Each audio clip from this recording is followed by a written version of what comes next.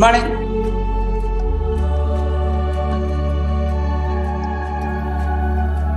Very good morning.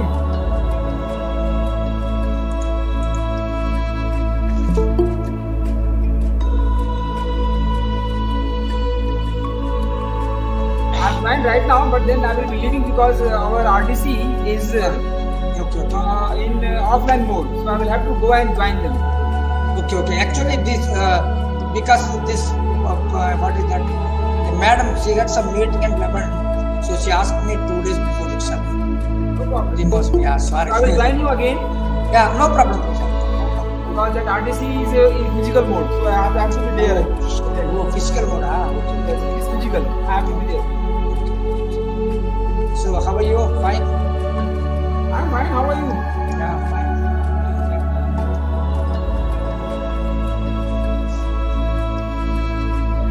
I thought initially that it is at 10 a.m. No, it's 10:30. But then I realized that I am too early. I went to the department. Okay. Oh my God. But no problem. I thought you were starting at 10 o'clock, and therefore I requested you that I can start at 10. Yeah, because it's. No problem.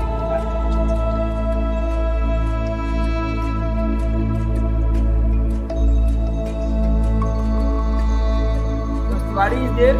Yeah, he's coming now. You are in the department. Yeah, I'm in the department. Yeah.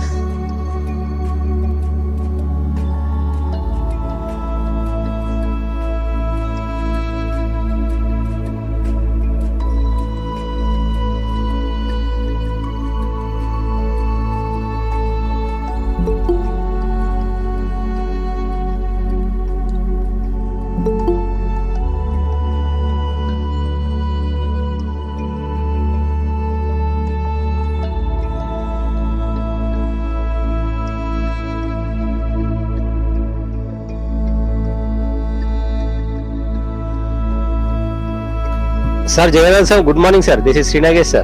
Sir, good morning, sir. How are you, sir? Fine. Thank you sir. Thank you, sir. How things are going on, sir? Sir, Krishnamon. Good morning. Good morning.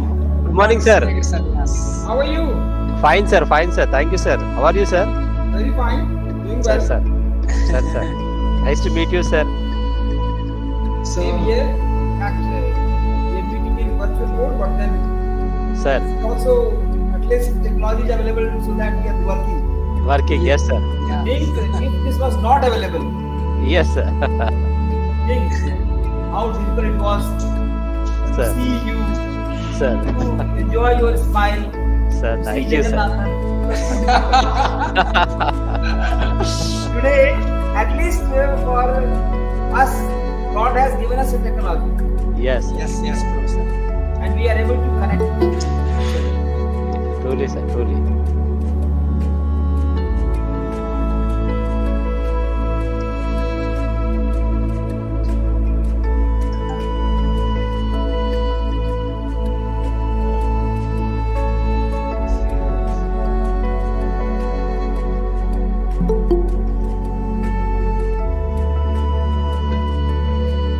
So sir, today we have Mulimani sir, SC Rai sir, Priya Narayan, Geeta madam and Sultan Bhatt sir. Sir, today? Now sir, now. No, not today, sir. Today is 30th, no, sir. Professor Yes. Mausumi, Ravindra Jarbai, Nityananda, Professor Arunashu, Professor Krishna, sir. So tomorrow it is that 31st, sir. 31st, sir. Yes sir, yes sir. Tomorrow, Professor Mulimani, Professor Rai, Priya Narayan, Geeta, and Sultan, sir. Yes sir, yes sir. I just joined sir, that's all. After this, Just to say hi, that's all sir. and you are very busy person. Yes sir. We got more than 200 abstracts sir Oh, great, sir. Great, for sir. our this thing, so we are busy in that sir. Yeah, So, international seminar, no, sir. yes sir. People I have called from Russia sir for guest of honor. Yeah, you told me, no, sir. You just Yes sir. From England one person sir. Great, sir. Actually for chief guest I am trying from UN sir. But Oh, I'm yet great, to get sir. confirmed sir. If not, our commissioner higher education he will join sir. Oh, that is nice, sir. Sir. That is nice. So tomorrow I'm trying to get confirmation from the UN people, sir. Okay, sir. United Nations. Otherwise, our commissioner will join us. No problem, sir. Because nowadays, sir, since it is online, Sir. so we can ask anybody, no, sir. Yes, sir. Friends are there. Sir, sir. Thank you, sir. Okay, sir. Thank you, sir. Take care, sir. Yes, sir. Yeah, yes, sir.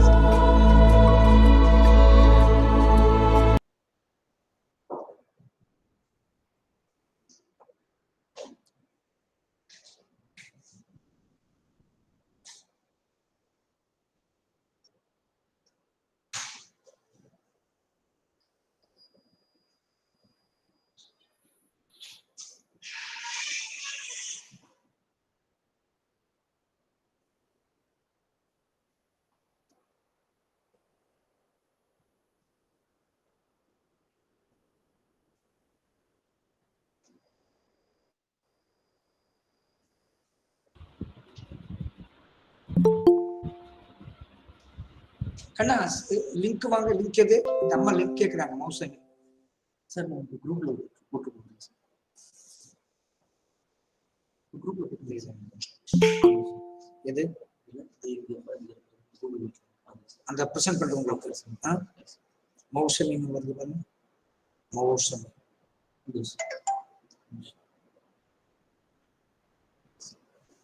வந்துருமில்ல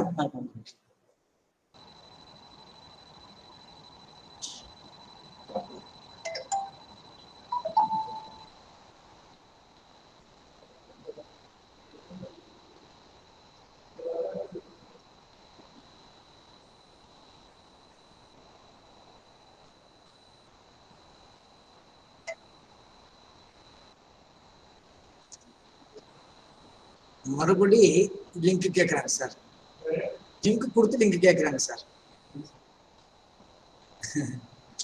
Madam, good morning. Maria, madam, good morning. Good morning Arul நல்லா இருக்கீங்களா Sir, good morning. Sir, good morning. Good morning எப்படி இருக்கீங்க நல்லா இருக்கேன் sir. சரி சரி சரி சரி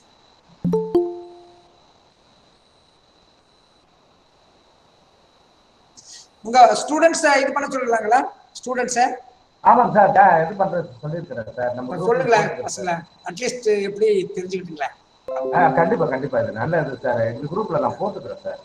சரி சரி சரி மேடம் வணக்கம் Maria madam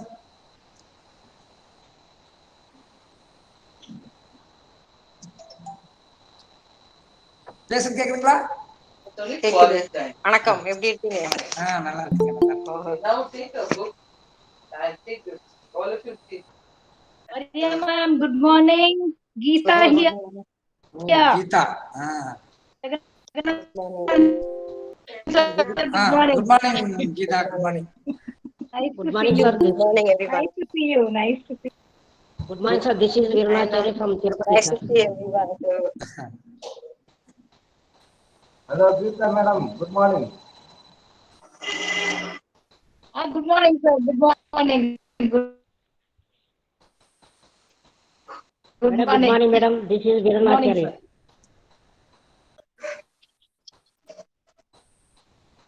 Good morning, Veerana.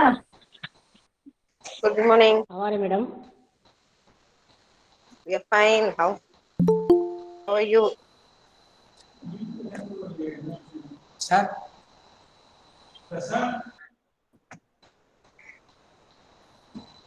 Jyotirmayi join Okay, sir.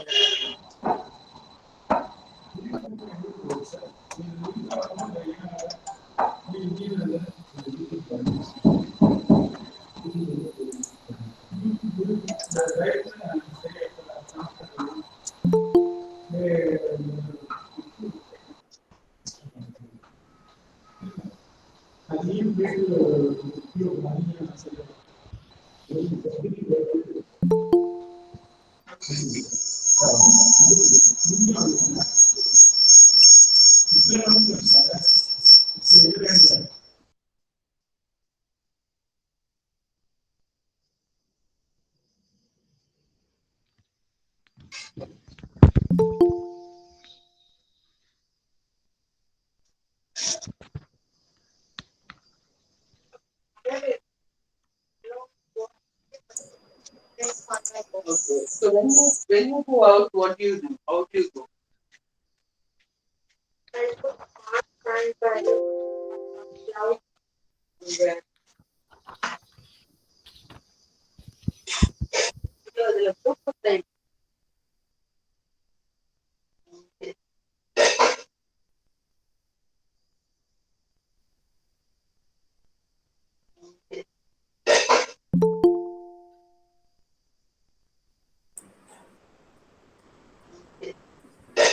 Meeting ಆರಂಭಿಸೋಣ. Jonathan? Meeting ಆರಂಭಿಸೋಣ. Good morning to all of you. You are all most welcome for the second day of Good morning to all of you. Our chairman to join us. You are all most welcome for the second day of Good morning to all of you. Our chairman to join us. You are all most welcome for the second day of Good morning to all of you. Our chairman to join us. You are all most welcome for the second day of Good morning to all of you. Our chairman to join us. You are all most welcome for the second day of Good morning to all of you. Our chairman to join us. You are all most welcome for the second day of Good morning to all of you. Our chairman to join us. May I make an announcement and possibly a request to all of you. Good morning to all of you. Our chairman to join us. May I make an announcement and possibly a request to all of you. Good morning to all of you. Our chairman to join us. May I make an announcement and possibly a request to all of you. Good morning to all of you. Our chairman to join us. May I make an announcement and possibly a request to all of you. May I make an announcement and possibly a request to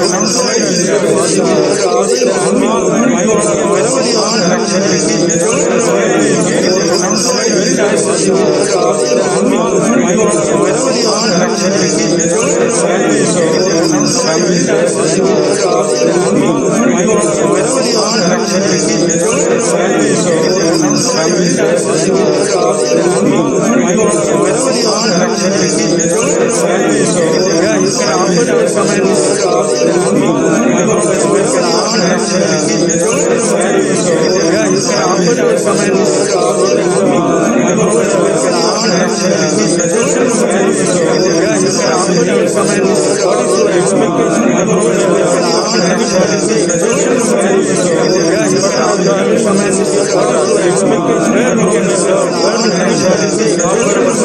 to all of you. Wherever you want to may I make an announcement and possibly a request to all of you. Wherever you want to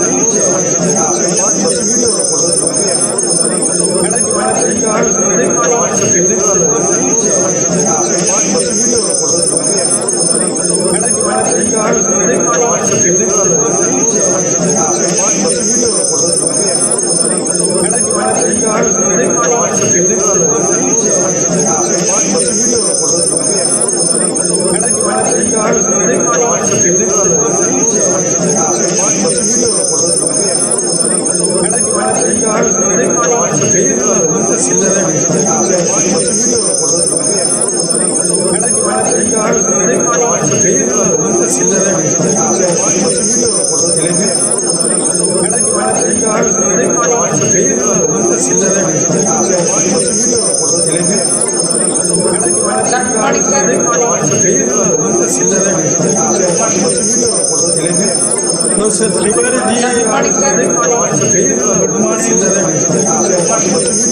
Namaskar. Professor Trigar ji, Good morning, sir. Trigar ji, namaskar. Namaskar. Professor Trigar ji, Good morning, sir. Trigar ji, namaskar. Trigar ji, namaskar. Professor Trigar ji, Good morning, sir. Trigar ji, namaskar. Trigar ji, Now it is clear. Good morning, sir. Trigar ji, namaskar. Trigar ji, Now it is clear. Good morning, sir. Trigar ji, namaskar. Now it is clear. Good morning, sir. Trigar ji, namaskar. Now it is clear. Now it is clear. Now it is clear. Now it is clear. Now it is clear. Now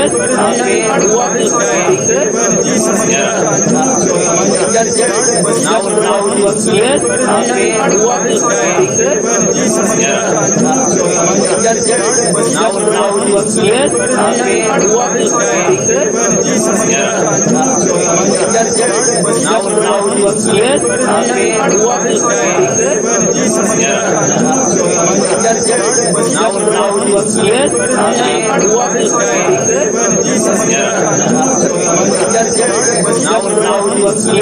it is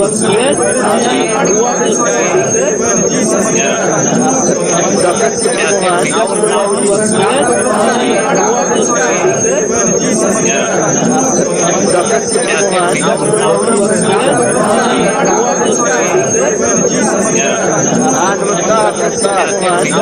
Namaskar. Trigar ji, it is there in the program itself. Namaskar. Trigar ji, it is there in the program itself. Yeah, but then this will go. Namaskar. Trigar ji, it is there in the program itself. Yeah, but then this will go. Namaskar. Trigar ji, it is there in the program itself. Yeah, but then this will go. Namaskar.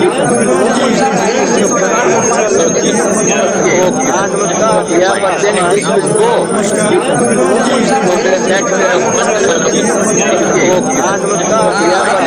go. Namaskar. Trigar ji, it is there in the program itself. Yeah, but then this will go.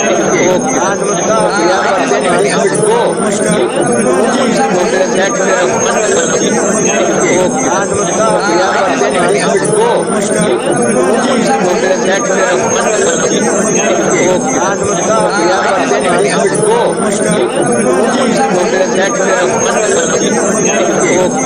itself. Yeah, but then this will go. Namaskar. Trigar ji, it is there in the program itself. Yeah, but then this will go. Namaskar. Trigar ji, it is there in the program itself. Yeah, but then this will go. Namaskar. Trigar ji, it is there in the program itself. Yeah, but then this will go. Namaskar. Trigar ji, it is there in the program itself. Yeah, but then this will go. Namaskar. Trigar ji, it is there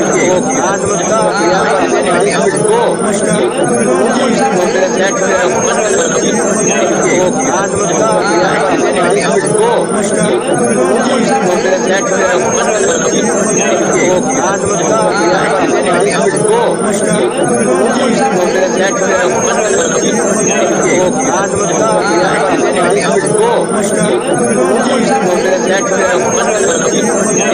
program itself. Yeah, but then this will go. Namaskar. Trigar ji, it is there in the program itself. Yeah, but then this will go. Namaskar.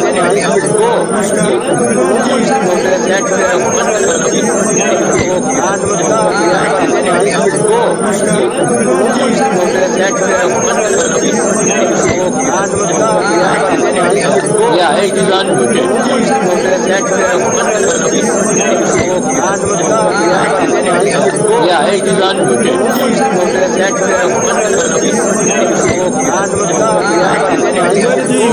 unmuted.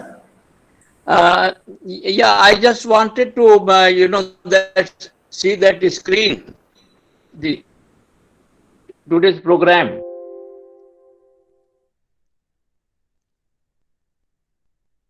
Yeah, Professor Jagannathan.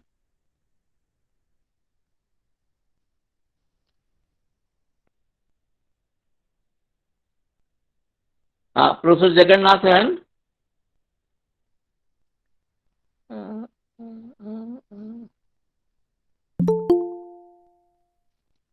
Yeah, yeah.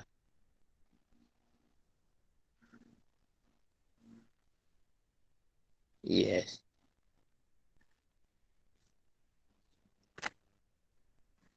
Tiwari ji, is it visible? Yeah, now I am able to see it. Just give me 2 minutes. Yeah, it can be there. Yeah, it's there. Huh? Okay, friends, it's my great pleasure to welcome you to this prestigious seminar of the Indian Geographical Society. We have we have 5 speakers this morning. I will call them just in the order in which it has been there in the program.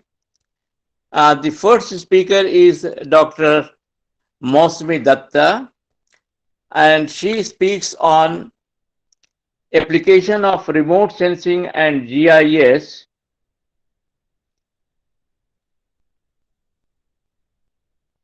in solving traffic congestion, a case study of Greater Mumbai. So, without wasting any more time, already we are late by 15 minutes. I shall request the first speaker, Dr. Mosme Datta, to please start her presentation. Thank you. Dr. Mosme Datta. Thank you, sir. Good morning to all and all present here, respected Professor P.S. Tiwari, Savismita Madam, Dr. Jagannathan, and all the other esteemed members. It's an honor to get an opportunity to speak in this platform. So I will take a second to off my video and start my presentation and do justice to the topic which is mentioned here, that is application of remote sensing and GIS in solving traffic congestion, a case study of Greater Mumbai. Here, although I've mentioned Greater Mumbai, and here I will show a case study of a single ward of Greater Mumbai. So I'll directly go to my presentation. Thank you.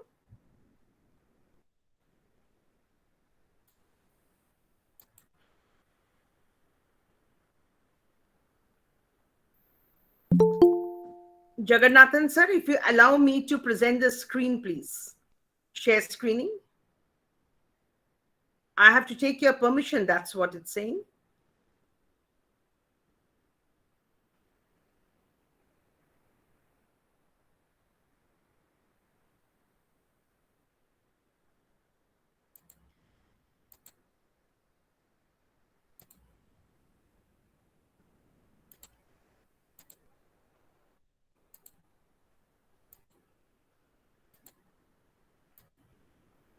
Yes, thank you very much.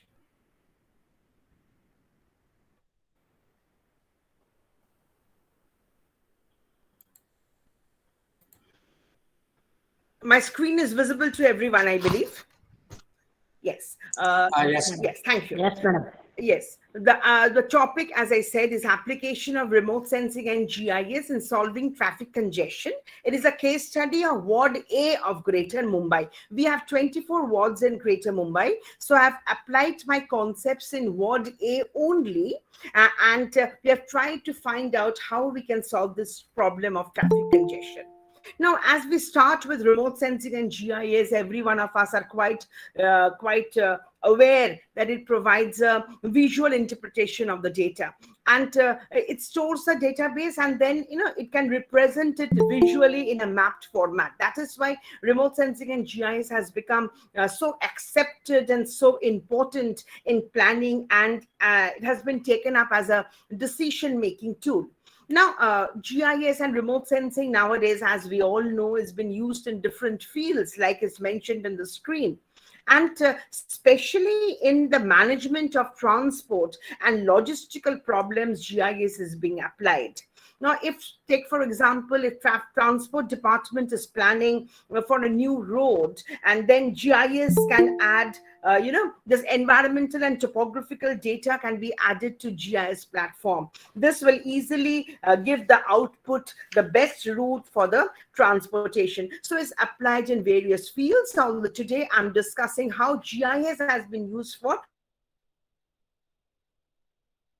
solving the problem of traffic congestion, which is it's a very severe problem in Mumbai. Now, in the city of Greater Mumbai, there is a lack of land. That is a major problem now. Though transportation is considered as a lifeline of the city, there is lack of space. The large population has made travel a menace in the city. Now, both the floating as well as the resident population, as well as high number of vehicles in the city, is making it difficult to travel smoothly and to maintain punctuality also at times. The traffic rules and regulations are very strict in Mumbai. There are CCTV cameras mounted all over the city. The signaling system is also very efficient. However, the volume of traffic is so very high, it becomes difficult to manage.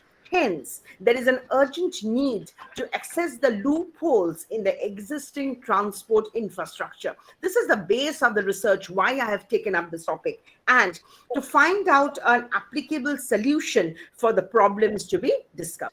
Now, this is my area of study, the location of Ward A. The area chosen is Greater Mumbai, and the unit of analysis is ward. There are 24 wards in Greater Mumbai, and I have taken up Ward A for the study. I have mentioned, you have shown in the map where is the Ward A. It is an extreme southern part of the city of Mumbai.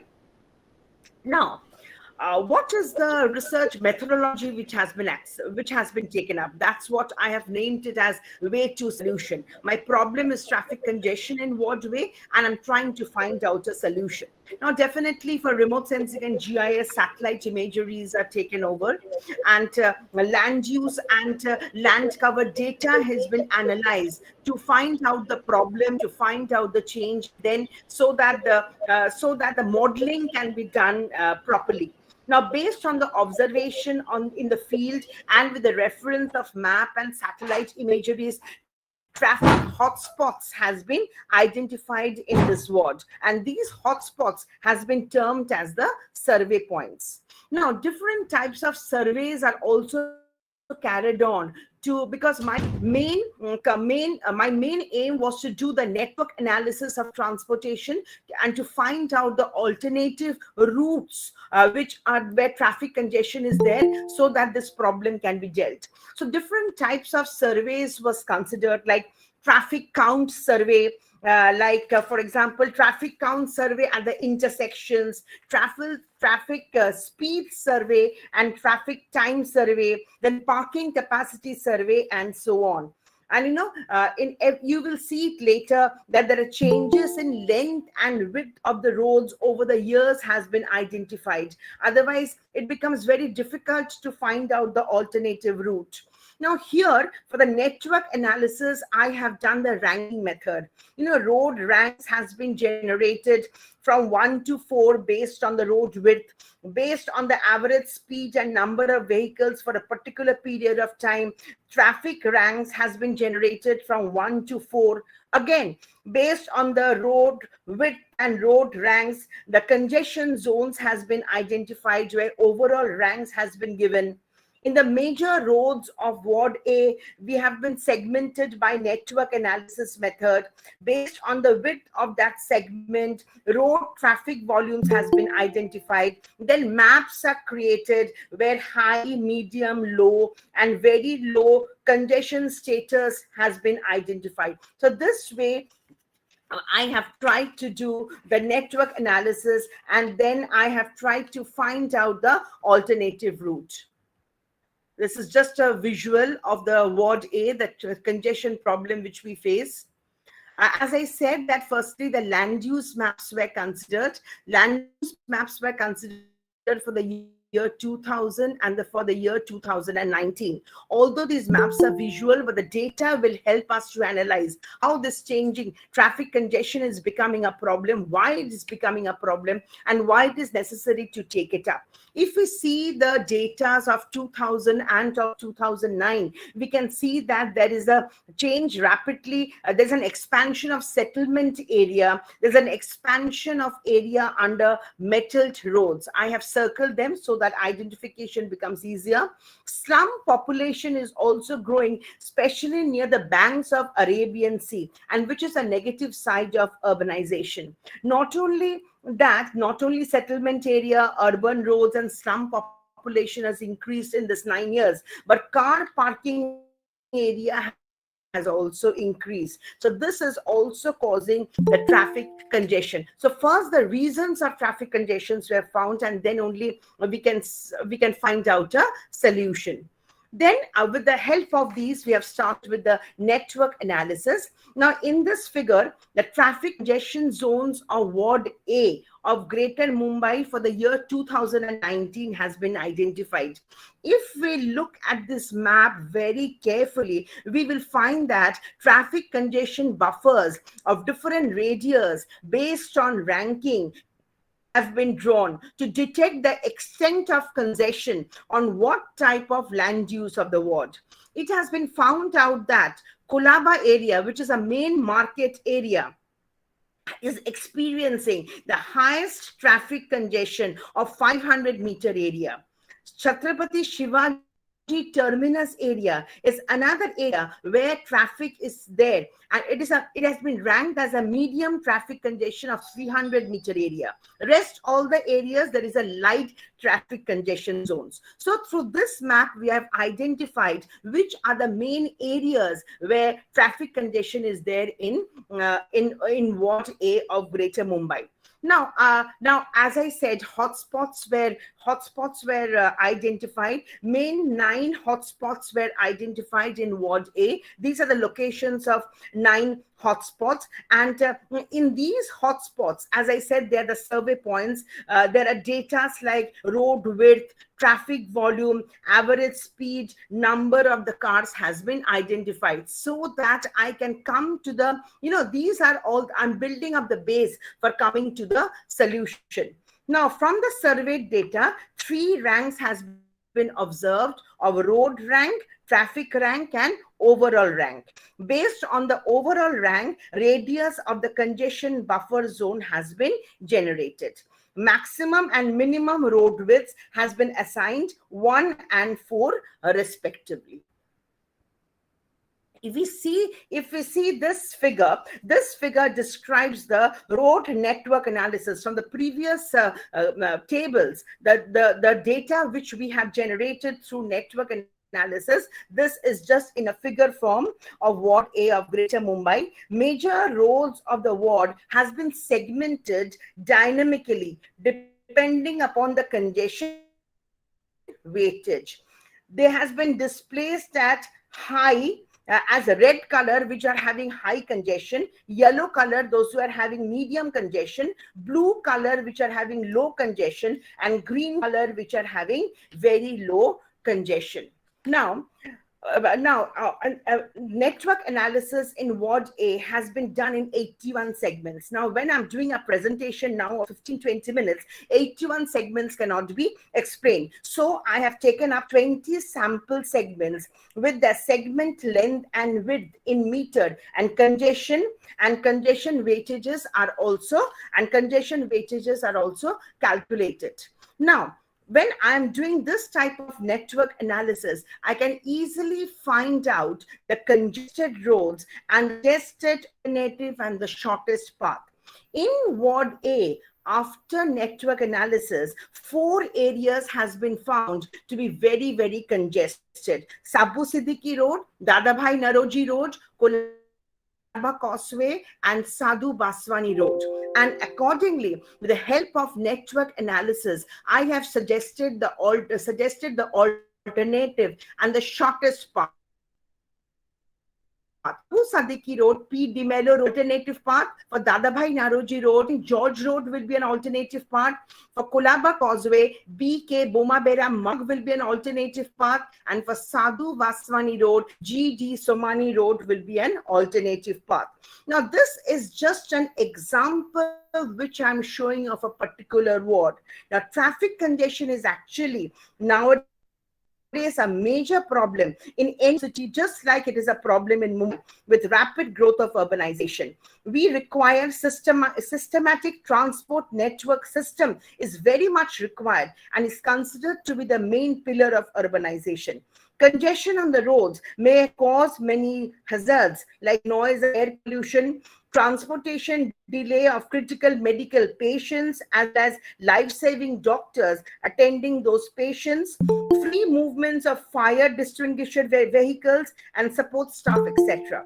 Emergency related movement gets hampered due to on-road delay. So what is the conclusion? What is the solution of this? The aspect of traffic congestion along road network analysis is to delineate the congested road segments with the extent of the congestion and the proper alternative remedy along with shortest path to the closest facility.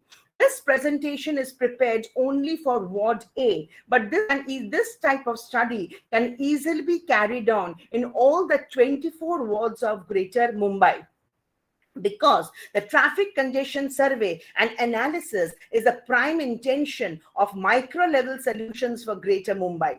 The case study has been undertaken, as I said, for Ward A, and causes of congestion has also been identified. There are land use features which are causing traffic congestions like slums, commercial and industrial areas adding to major roads with intense built up, illegal car parking on both the sides of the road, and more of encroachment of the roads and so on. Slow moving traffic vehicles with manual traffic signaling system has minimized the average speed of the cars at the junction of the major roads. So if this type of network analysis with the help of remote sensing and GIS can be carried on in all the wards of Greater Mumbai, then I think the problem of traffic congestion can easily be solved. By this method, alternative roads, nodal, secondary nodes on the shortest path can easily be identified. If with help of remote sensing and GIS, this type of researches are carried on, the analytical outcome of the research can be networked to formulate policy to make concrete developments in the existing transport network, so that the issues pertaining congestion and resulted environmental degradations are solved to the maximum extent. This study would definitely go a long way if a fulfillment of all 24 wards are done to make serious interventions in this area, or can even be replicated elsewhere, having the same or near similar urban and transport networks. Thank you.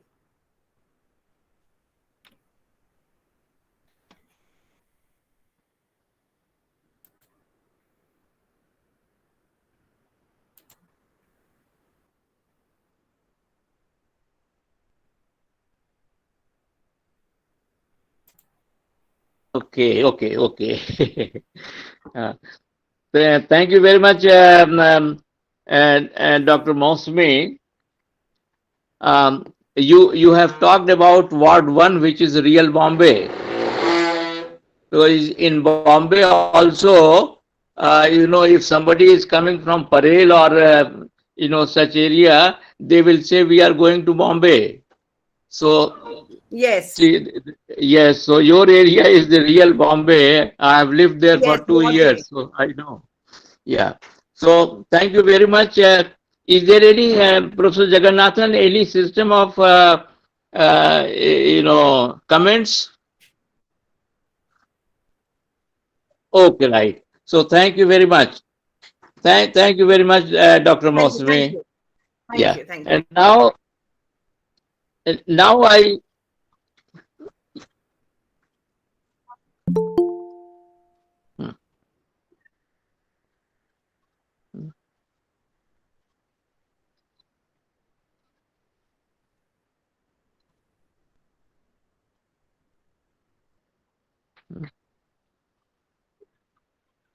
Thank you. Thank you. Now I invite the next speaker, Professor Ravindra Jayabhai from Pune University. He doesn't need much introduction. He has been very much in the limelight of late. One of the rising stars of modern geography in the country. So his presentation itself will be his introduction. Professor Jayabhai.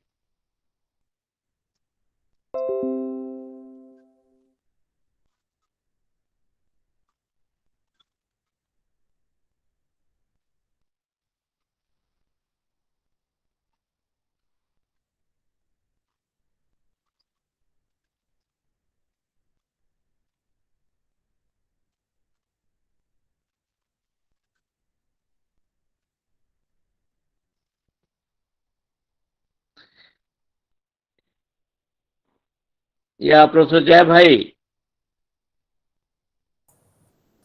Okay. Thanks a lot for the introducing me. Professor respected Tiwari sir, then Dr. R. Jagannathan sir, who is actually playing the crucial role by organizing this national webinar of the IGS annual conference. Introduction about some conceptual part about so bringing the things from the what we are talking of geography of synthesis point of view, the synthesis approach of geography. So some conceptual part I will discuss in the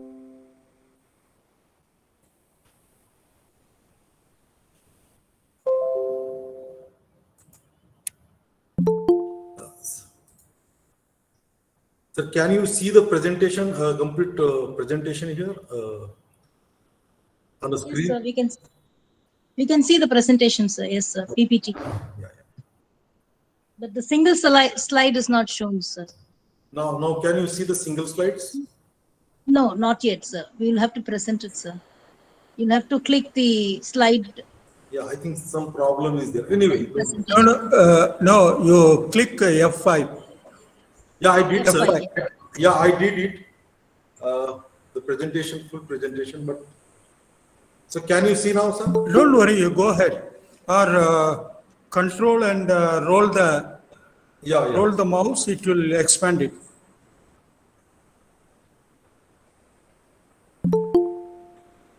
That's all. Yeah. Continue your talk, sir. Yeah. Thank you, sir. So the word when we talk about the development, so everybody is aware about the development. Generally, we get synonymous with the economic growth. So that's the reason even despite that development is a multidimensional approach, but still the people use the word sustainability mainly because of the people get misguided about when development means more about the economic development. So looking to this sustainability approach, it is the capacity of our human society to continue indefinitely within the Earth's natural cycle.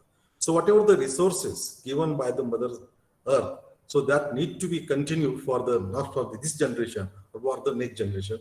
This is what the definition is given for the sustainable development. So this is sustainability means an important thing is that it is a commitment to the support our current needs along with the needs of the future. And that's why if you look at the sustainability, is more talking about the continuation indefinitely of the resources. But when we use the word sustainable development, so it is expected some kind of actions, decisions, innovations towards the improvement of quality of human life within the capacity of our supporting ecosystem. And that's why when the word sustainability is more talk about the philosophical point of view, and when the word we use the sustainable development is more talk about the approach and actions and decisions taken for this purpose. So some discussion I feel that is need to be whenever we think about the sustainable development, because the theme is evolved over the period by taking to this point of view. Another thing, if you look at the limits to growth in 1972, it was discussed, and they emphasized that what could have happened in a planet within a limited resources if the trend is continued and they run a computer simulation model. And they believed that the strongest ending scenario was that an economic and social collapse would be happen by the end of 20th century. This is what they already predicted in 1972. Another development which I believe that is very close to the sustainable development, that is the Human Development Index. Actually, that we are aware about. It takes looking to the health, education, and financial point of view, and monitoring the development of levels of the countries through the United Development Program. So another one concept which I believe that when I'm discussing about the particular area, that is the ecological footprints. So maximum limit of the consumption per person according to the Earth's ecological capacity. This is what about the ecological footprint. But if we could manage to keep above the minimum SDI and below the maximum ecological footprint per capita, we would be on track of the sustainable future. So this is what the relationship between when you think about the ecological footprints and from the Human Development Index point of view. But what is the reality actually? This is what called as the Earth Overshoot Day. So this day represents the date when humankind gets in debt with the planets.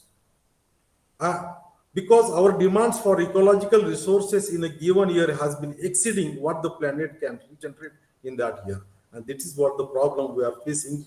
Whatever the area you take, well, I have taken the Western Ghats, but whenever you take any area part of the country, mainly because of this Earth Overshoot Day, there are the problems. Now coming to the another approach given for the sustainable development, that is a triple bottom line by the John Eckington. He talk about when you think about the development, obviously person should think about profit and loss point of view also. But in addition to that, they measure how socially we are responsible. The particular activity is responsible. Why this is important, triple bottom line, mainly because when you think about the development, absolutely there are some actions and some measures of developments are there. So when you are looking profit and loss point of view, so those social and as well as environmental aspects is emphasized by this triple bottom line. For those who are the stakeholders involved in the, so this is sphere of sustainability, whatever we have taken a brief about that. These are the economic, now people are aware about it. I'm not going to be more emphasized on that. The economic dimensions, okay. So managing the rate and level of human consumption, this is what expected in the sustainability. The social dimension, it should take care with education, equality, poverty, and hunger and peace from the positive point of view to be converted into the overcome this problem while dealing with the economic dimension. And obviously, third one is environmental dimension to take care of the need of a healthy ecosystem. So this is what the three sphere of sustainability, which is evolved to the three bottom line. And this approach we have to be always keep when you are thinking from the development point of view. So now we have these SDGs. Its main purpose is to be a path of inclusive, sustainable, and resilient development. Now everybody is aware about it. I'm not going to repeat more thing about here also regarding the sustainable development goals. Now look at here, out of this, there are the 8 criteria belongs to the social. Now we are thinking about the sustainability from the 3 aspects: economic, social, and environment. 3 about the economic and 6 about the environment. So looking to the even the criteria or emphasis given, so you can even you can interpret that how the emphasis given for the social aspects, environmental aspects, along with the economic aspect. So this I think this approach we have to keep it in mind when we think about the development of a particular area. Now coming to the Western Ghats. Now people are again the Western Ghats. Right from the Gujarat, in Maharashtra, Goa, Karnataka, Kerala, all these states are very much associated with these Tamil Nadu, these with Western Ghats. So majority we are aware about the issues and even the geographical setup of this area.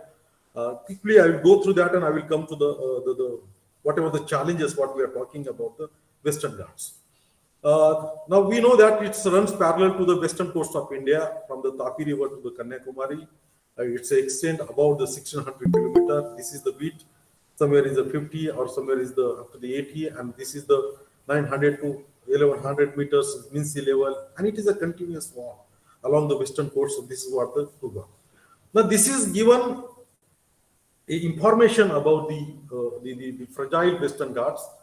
About it is 1,60,000 square kilometer area, around that.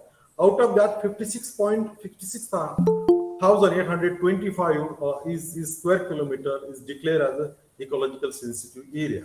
And that is what there is a true challenge is about the development in the Western Ghats region. So we'll see in details. Now it is shown here how much is the Karnataka, Maharashtra, then Kerala, Tamil Nadu, Goa, and Gujarat. How much area comes under this region? So this is the geographical setup of this. We are aware about it.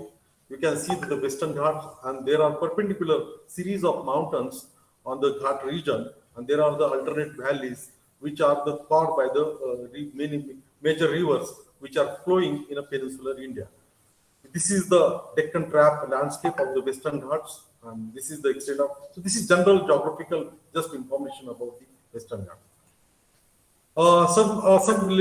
Some basic information about the Western Ghats. As I mentioned about this is 1,60,000 square kilometer. Out of that, ecological sensitive area is 56,825 square kilometer is that. It experiences tropical humid climate in lower reaches, and climate is cooler in the upper reaches. The western side of the Western Ghats receive more rainfall than the eastern side. So this is basic information. There are the four major types of the forest: evergreen, semi-evergreen, moist deciduous, and dry deciduous.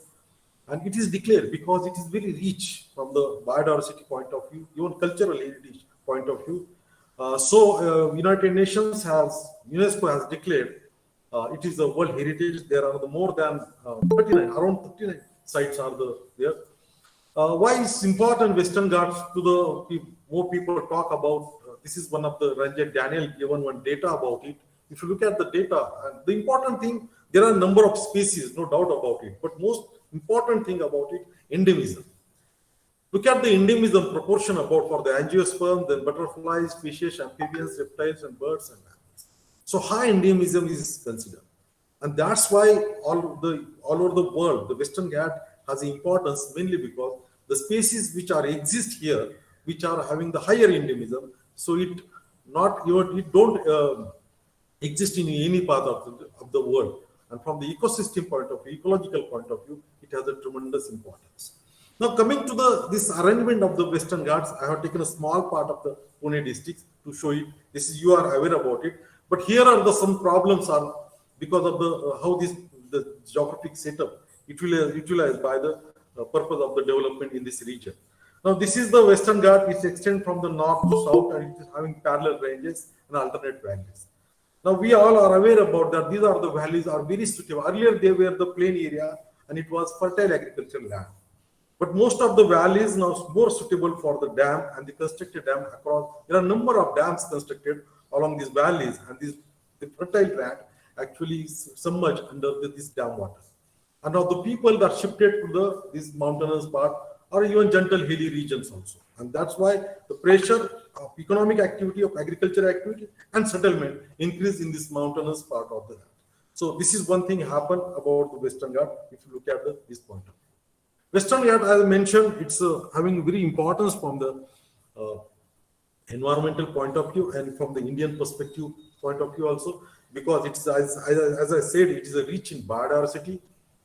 It has a hydrological function because major rivers like Godavari, Krishna, Kaveri, and so on originate from this region, and it takes care of the peninsular India.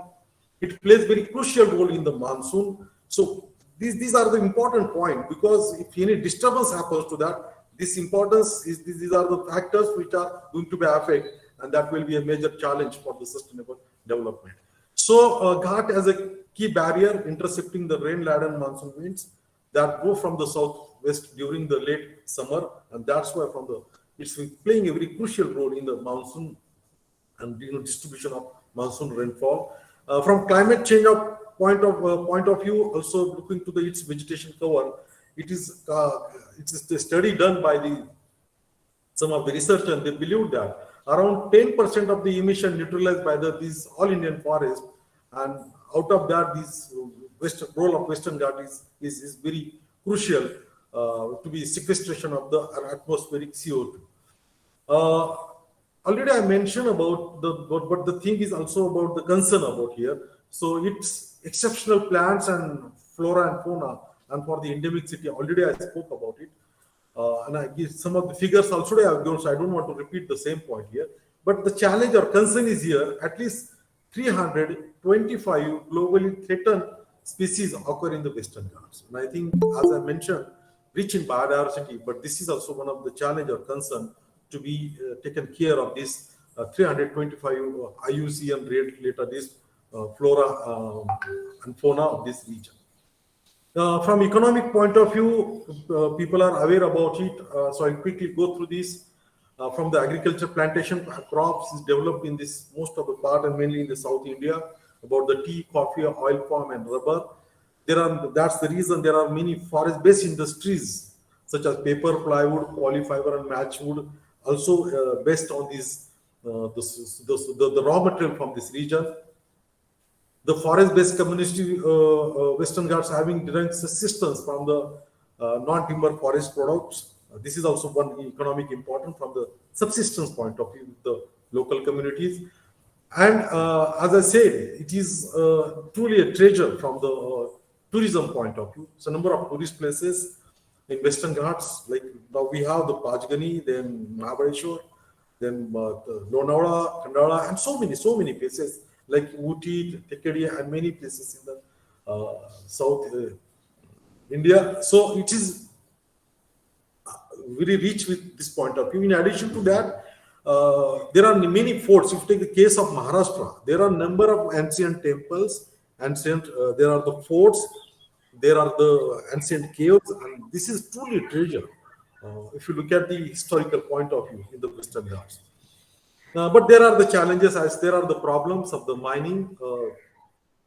Over the period, the mining is increasing, and that causing the problem. Sand mining is major problem, as the major river valley, I already talked about it. Then livestock grazing, people have been traditionally they have been doing it, but I told you now people are shifted towards the mountainous region, and that becomes the additional pressure on that region. Another problem nowadays there is how to deal with the human-wildlife conflict, because already we have done the study on that, and we have seen the original habitat of these animals are completely lost their habitat because of fragmentation and some other problems, and now these animals are coming. Mainly the leopard problem in part of the western part of specifically in Maharashtra, it seems to become one of the very severe problem. Then these some of the other problems are plantation, which cause the fragmentation of natural habitat. There is encouragement by the human settlement that is also threat to the landscape. Unrestricted use of agrochemicals as the agriculture area is increased in this region, and the pollution that is causing the pollution. Already I spoke about the dams. They have taken a huge area of the plain area, and that also disturbed the whole system in this region. Deforestation for the number of purposes. I'm going to tell you one or two examples out of that. And the climate change, because the floods in 2018, what we experienced in Kerala, and now presently we experience in the Konkan region and part of the Western Ghats, part of the Western Maharashtra, like Kolhapur, Sangli, Satara. This is what people are more talking about. So these are the problems. I think there are the individual studies done by the researcher on each topic, and they have explored all the things. We also have done some of the studies on some of the problems in the Western Ghats, and we come to know how the things are the devastating challenges. Now coming to the another aspects about a study done up to the 2016, and they come to the conclusion. The conclusion is over the period, the rainfall in the Western Ghats is a decline. This is what they say. I think Rajneesh here, please. So a number of studies in the past 5 to 6 years have shown that rain deficient areas are becoming more frequent, specifically in the Western Ghats. And we have seen its importance from the role as a monsoon and as well as many rivers originate from that one. So hydrological point of view. So declining rain is definitely a serious concern to all of us. Now coming to another graph is the study done by the IMD, the scientists from the IMD and IITM, and they have shown, if you look at the figures, there is on a left side there are the extreme events, and right side there is the precipitation millimeter per day. Now what they have shown, their precipitation is as per the earlier this data is steadily declining, and that is also they have taken from the 1950 to 2015, and they have shown that over the period, an average, the rain precipitation is declining, but the extreme rainfall events are on a rise, and that means longer dry period intercepted with the short spell of heavy downpour, and this is what I think very serious concern people are talking, because this is not in our hand. The things which are in our hand, we can control, we can protect, but the climatic phenomenon, it is natural phenomenon, and that's the reason. If you see the present floods and the landslide, what we have just experienced in the last week, only because of some longer period of the dry period, this extreme event happened. Now it is proving that the precipitation is the average precipitation in most of the districts belongs to the Western Ghats are decreasing, but the extreme events are increasing, and that causing a tremendous.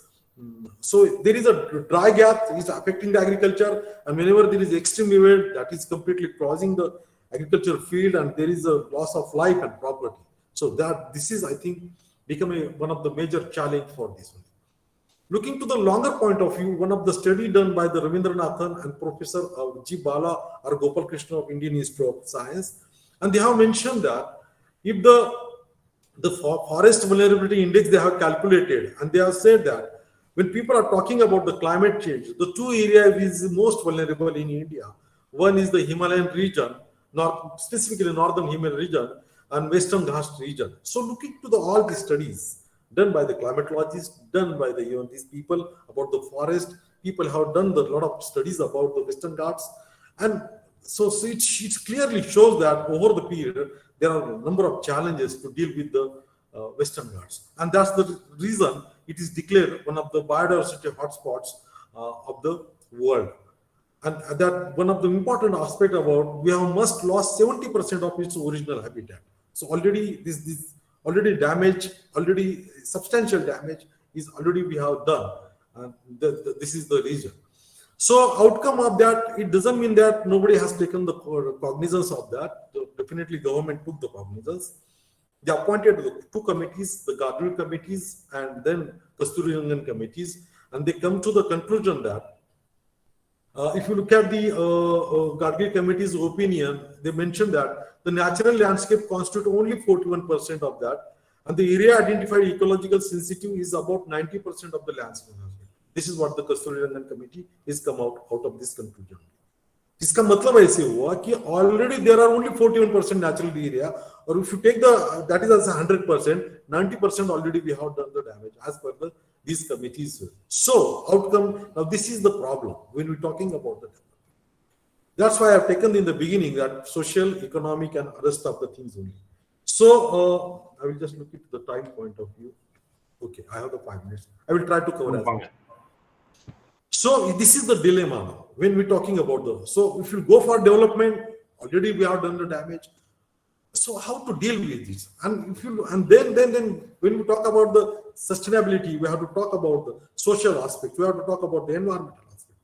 Now these committees, they have given a more emphasis about the environmental aspect, specifically Gargil committee, and Kasturirangan committee has taken some cognizance the voice raised by the many leaders, political leaders and local people.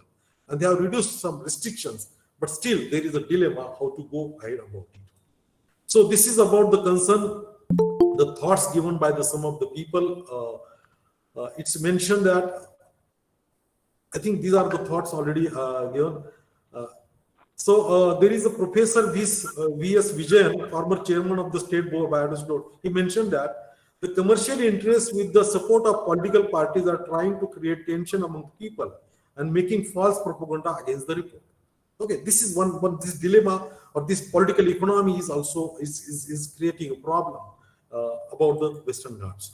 So there are the states, they have given like Kerala, they have given concern about that. They are telling that our rubber plantation considered as the forest, and they brought under the ecological sensitive zone, and that that kind of the things with that. People are talk about the resettlement, if there will be a displacement of the people because of the ecological sensitive zone, and so on. So similar kind of things. There are a lot of criticism about it, about these committees. They say that it is truly too environment friendly, and they hardly think about the economic and social development point of view.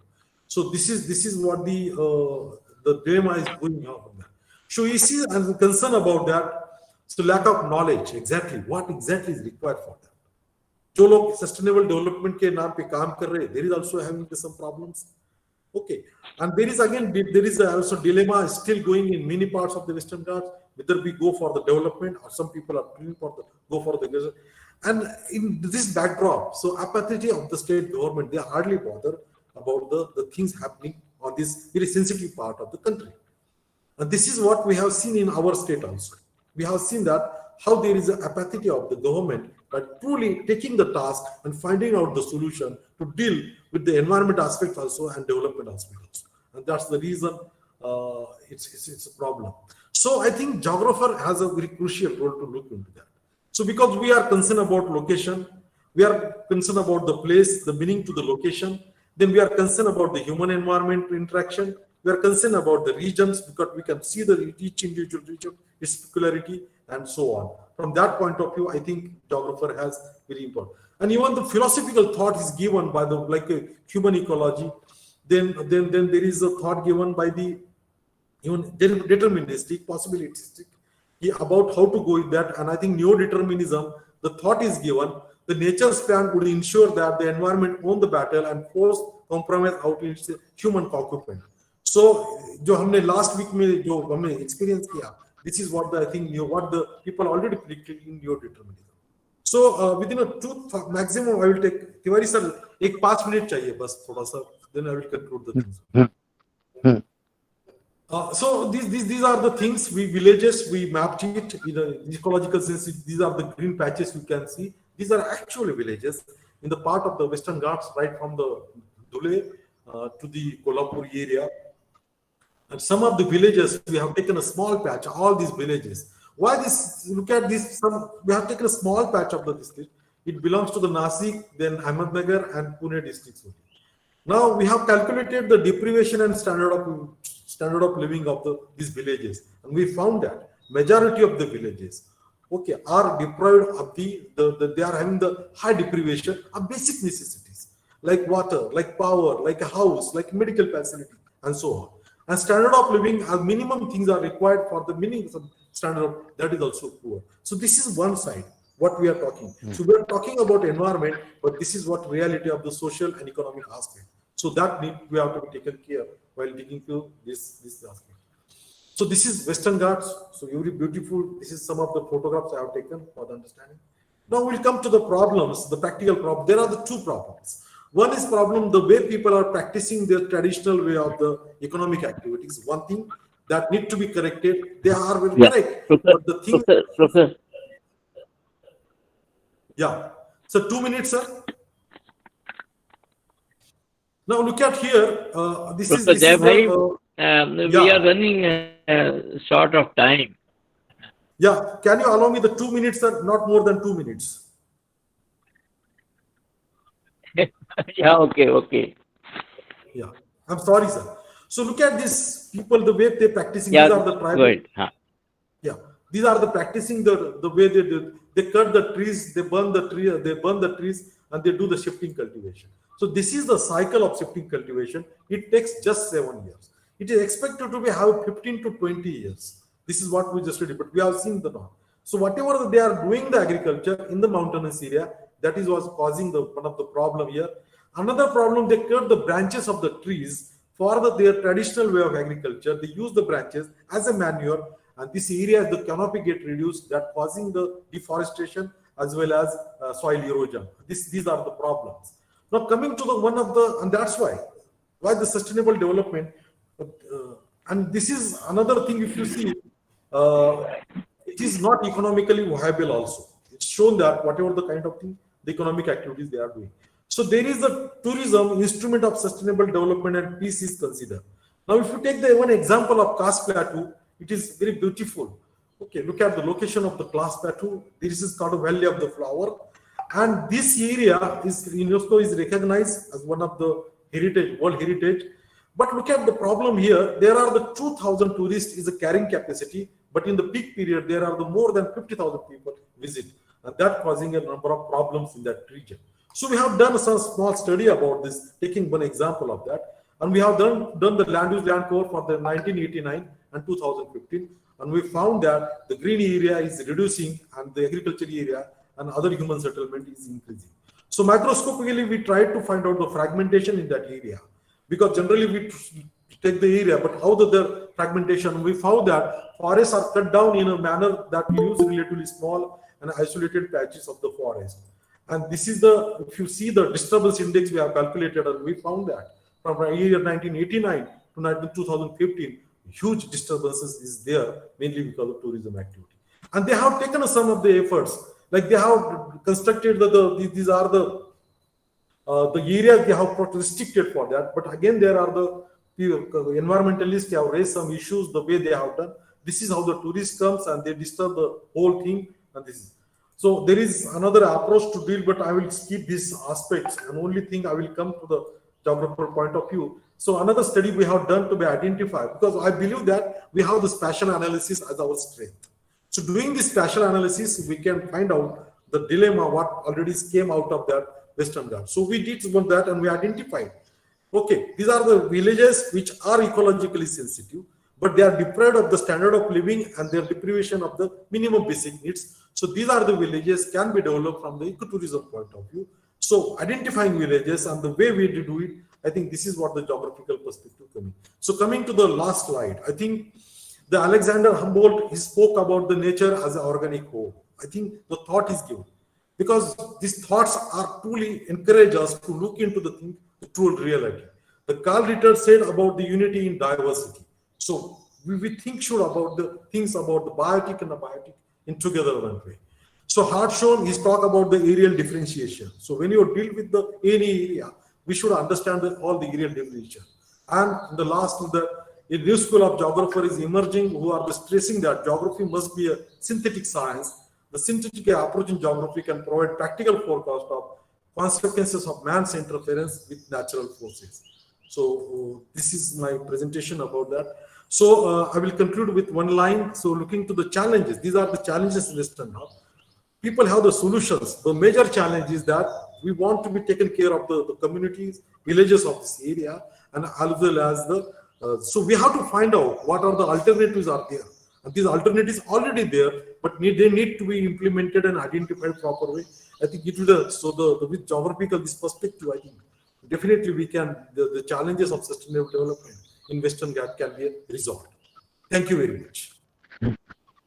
Thank you very much, Professor Jai Bhai. Western Ghats has been very much in the news recently, and we read in the newspapers that the government of Maharashtra is going to erect a wall along the river banks. Yeah. So I think you have to be careful about that. That's Thank you very much. Thank you, sir. Thank you very much, sir. Yeah. And now I call upon the next speaker, Dr. Nityanandan from Terry. He shall speak on current trends in remote sensing in geographic research. Dr. Nityanandan. Thank you. Yep, sorry. Okay.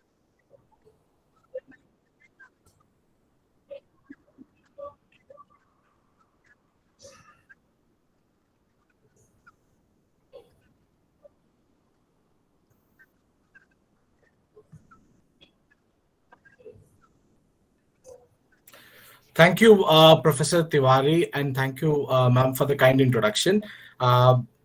Before I start my presentation, I would like to thank Professor Jagannathan for giving me this opportunity. And also, I would like to thank all my teachers in University of Madras, Dr. Bhaskaran, Dr. Madhur Suresh, Dr. Shaktivel, and Professor Shivananam, and Professor T.V. Kumran. So, sir, please allow me to turn off my video and accept my presentation, sir.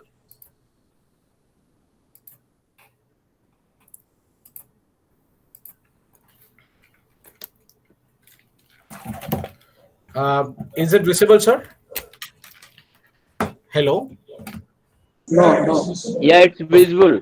Thank you. Thank you so much. It is visible. Thank you, sir. So I'm going to talk on current trends in remote sensing for geographical research. And just a moment. Yeah. This is a broad outline of the presentation.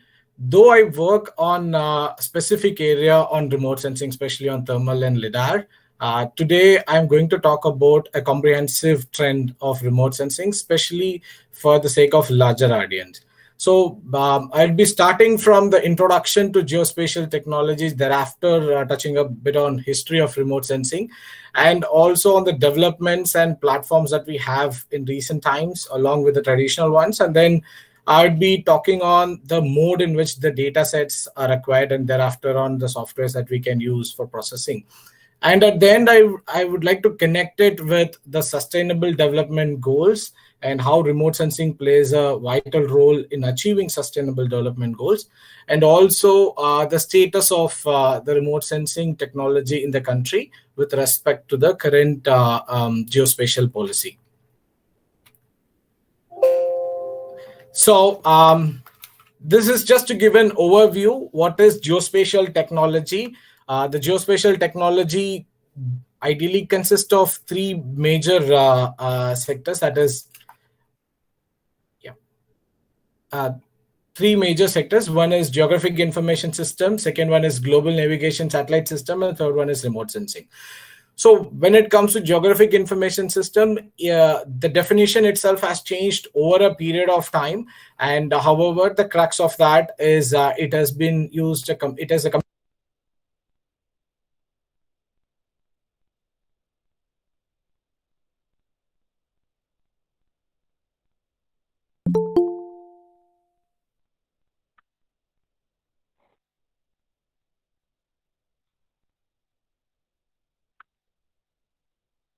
Is there a technical problem, Professor Jagannathan? Nityanandan, will you check up your mute, unmute mic? Yeah, it's unmuted.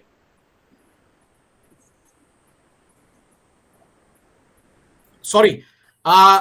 Sir, was I not audible from the beginning, or no? No. In between only. Now for 1 minute you were not audible. Now it's okay. I'm so sorry about it, sir. Let me share it again, sir.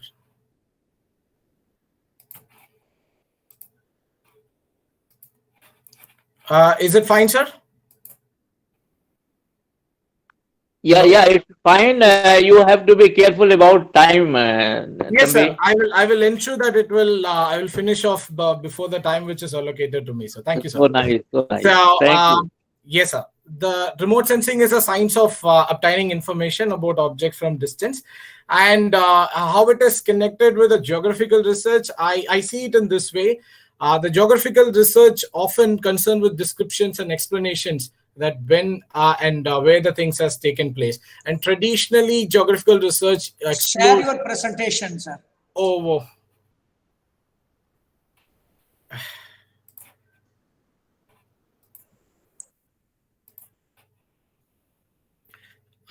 Sir, I will keep it in this way. Is it okay?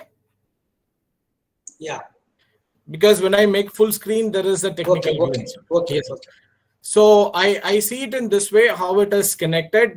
Geographers try to shed light on the concept of time by considering when and how long these events and phenomena takes place. And also geographers use historical research tools and methods, including chemical dating techniques, landscape interpretation, archaeological and anthropogenical excavations, and most importantly, through photography and other visual sources. So the one we are going to talk about, discuss today, is more on the remote sensing. Especially the history of remote sensing has happened in this way, right from 1800. So the discovery of infrared by Sir William Herschel was the beginning of this, the remote sensing technologies. And over a period, it has reached a certain stage, and especially during the World War, the First World War, it has been used as a reconnaissance tool. And thereafter, in the Second World War, the non-visible portion, that is until First World War, it has been used widely for the visible spectrum, and thereafter the non-visible portion has been adapted.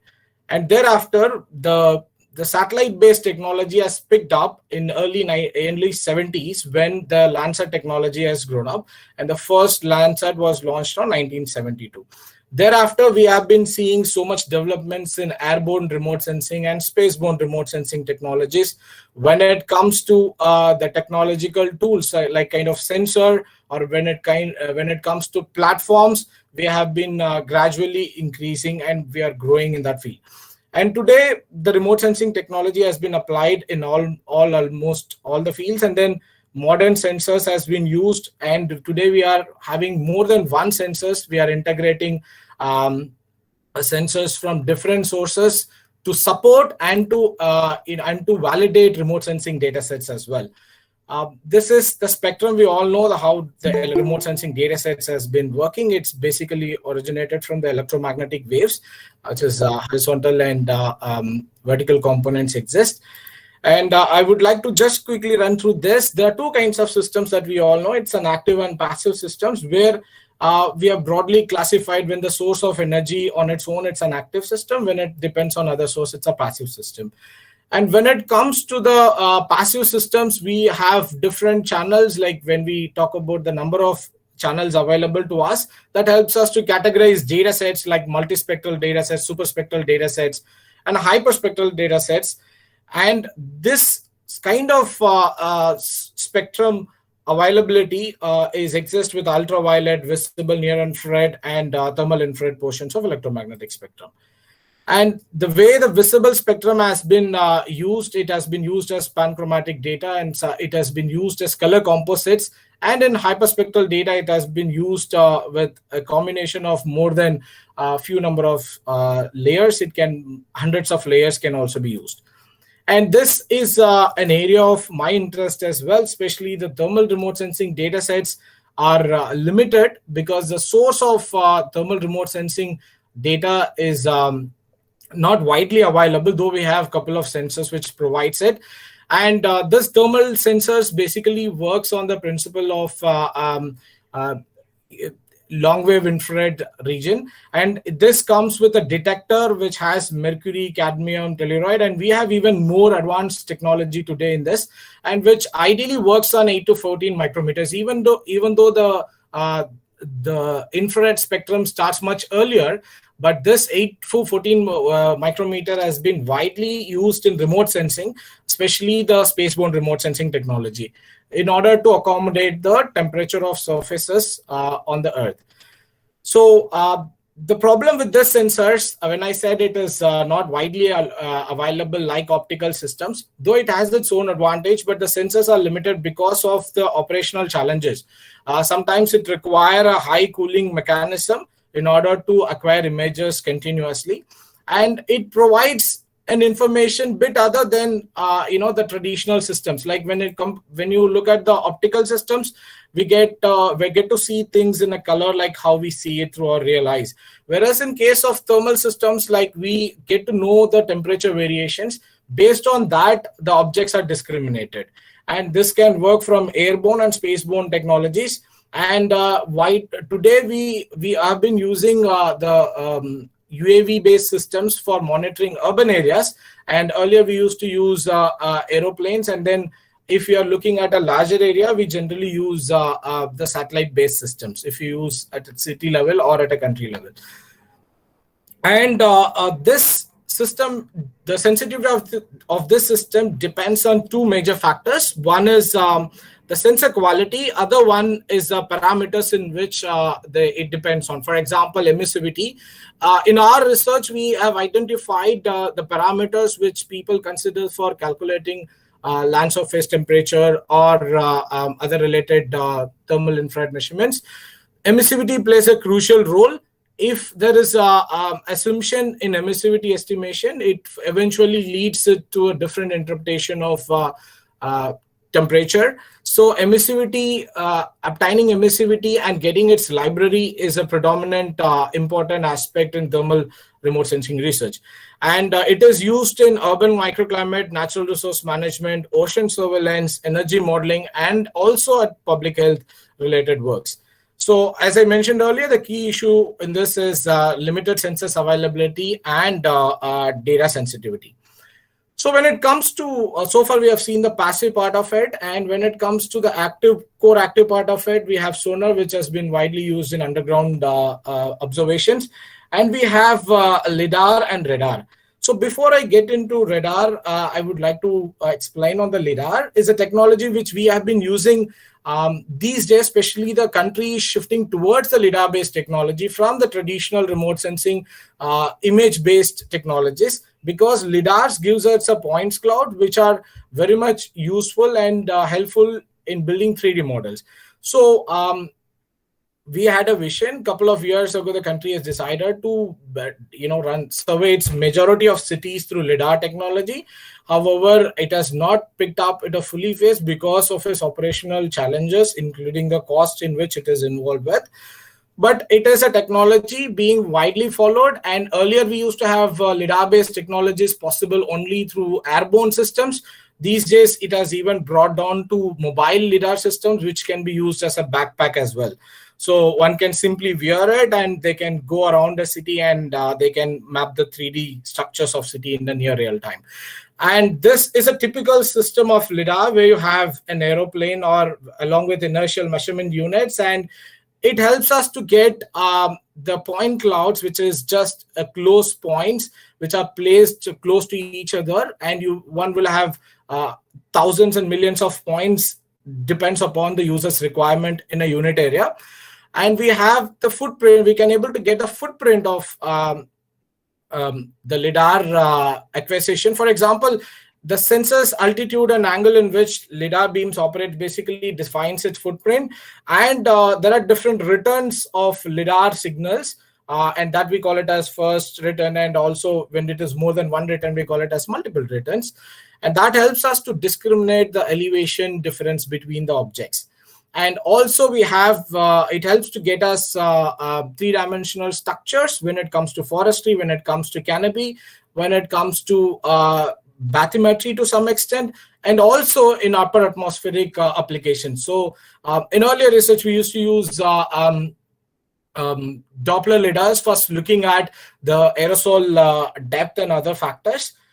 So LIDAR can be used in both ways. So when it comes to radar, typically the radar system is developed based on side-looking radars. This is based on the principle of backscattering. When a microwave energy is transmitted through antenna and it returns back, and that returned energy has been considered in order to figure out the difference in elevation and the characteristics of an object. But the problem with side-looking radar, traditionally it was developed, but then it is not possible to capture a large area, and the complexity involved is the antenna. Like if you want to look at a final resolution and from a larger distance, the larger the antennas are required. So for that, synthetic aperture radars has been developed, which is synthesized connections of radar, which has been used to observe objects from the very long distance. And it has been widely used in biosphere-related applications, geosphere-related applications, and also on cryospheric research. And with the advent of with the developments in LIDAR-based technology, especially after Sentinel, this application has picked up in many of the research, and it is now helping us to monitor the land features and its topographical changes quite frequently. And the platforms has developed over a period of time. So far, we have seen the category of sensors. Now it comes to the platforms. The platforms has seen its development from airborne, spaceborne, satellite-based technology. But despite the fact, like, one can assume the space-based technology can provide a comprehensive view, but all of this has its merits and demerits. And sometimes we require UAV based observation. At times we still have to go to spaceborne application, and sometimes we need to do airborne application. It depends on the availability. But the trend, I can say that currently the country is moving towards the UAV based technology. That's an experience we got it being part of FICCI's geospatial committee, and also with being part of this new policy on UAV, which is coming off our town and country planning organization. Dr. Nityanandan, we are running short of time, so you have to skip over the 5 minutes, sir. Yeah. So remote sensing platforms, there are ground-based observation. Remote sensing platform, not always looking at from the space or from the air. It all starts from the ground-based. It has the towers. Even people see from a tower. If an observation is made to our, that's also remote sensing observation. And then it can airborne, spaceborne platforms used for lidars, UAVs, and different sensors, whatever the user requirements are. And when it comes to the software and processing, there are different softwares available at open source and the commercial tools. And more importantly, I want to specify on the computing aspects, which is happening these days with cloud, especially with Google Earth Engine and other cloud computing platforms, where the necessity of downloading huge data is not required. One can directly make use of it. Suppose if a student is confused identifying a suitable software for the research, they can make use of UN Spider websites, and a couple of websites I've given here. And also the big data analytics and machine learning is a key area where the remote sensing has been taken up today, where there's a huge quantity of data available. The idea is to extract in a feasible way and to train machines in order to make the process simplified. And also, the current technology moves towards processing things on board. Like for rather downloading data, we can process a limited structured data and we can extract whatever we wanted. So remote sensing applies in many of these fields, including agriculture, forestry, geology, and we work on a couple of areas in our small research team on ocean and urban applications here. And when it comes to sustainable development goals, I don't want to explain here because a couple of speakers has explained it already. But I would like to touch upon here how remote sensing plays a vital role in sustainable development goals, especially on what are all the goals connected with remote sensing technology. So it helps us to monitor the things. It helps us to see whether the sustainable development goals is achieved. It looks at its progression. It looks at its monitoring aspects. And also it can help us to see from multiple platforms to monitor atmosphere, oceans, ecosystem, natural resources, urban environment, and its change over time. So that's all from my side, sir. And if there is any question, I would like to answer that. Thank you. Thank you very much, Dr. Nityanandan, for this very precise and comprehensive presentation. Now, I request the next speaker, Professor Mosvi of the Central University, Gulbarga. He doesn't need any introduction. He is so well known in the country. However, there will be some introduction from the organization side. Professor Mosvi.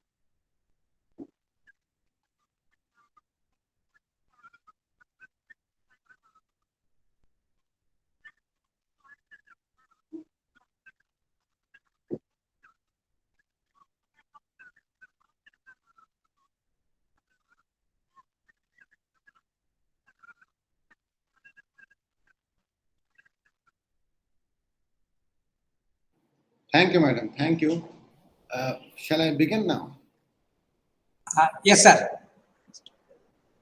Thank you, Professor. I will not put my camera on throughout the presentation because I am very unstable internet. I'm very happy to be here today. for this opportunity.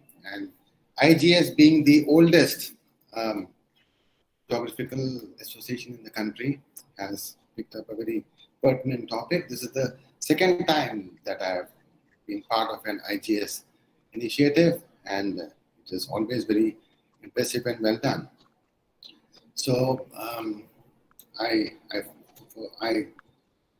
thank Professor Jagannathan and the office bearers of the IGS, Professor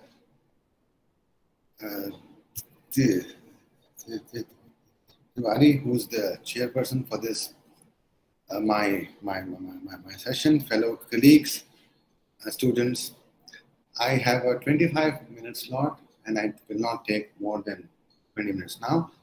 Since I am on a rather unstable internet connection, I'll switch off my camera and start my presentation now, if you allow. One moment, please.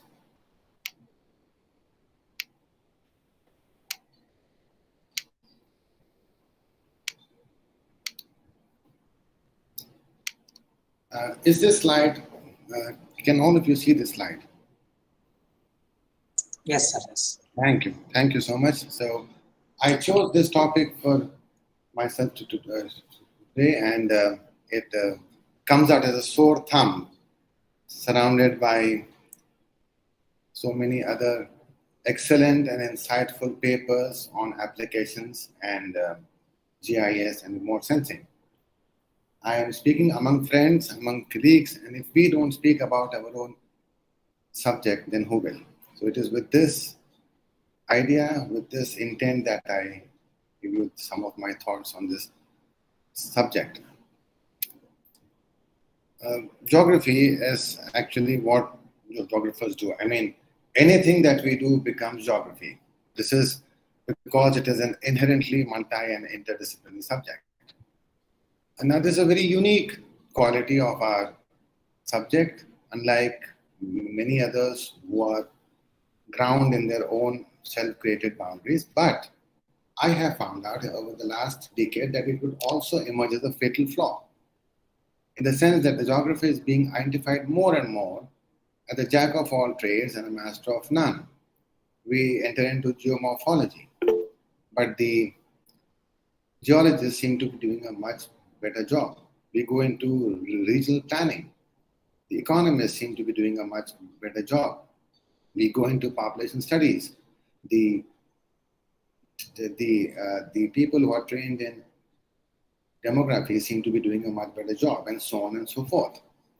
So let's just hold this thought in your mind, and then I will come back to what I mean on this.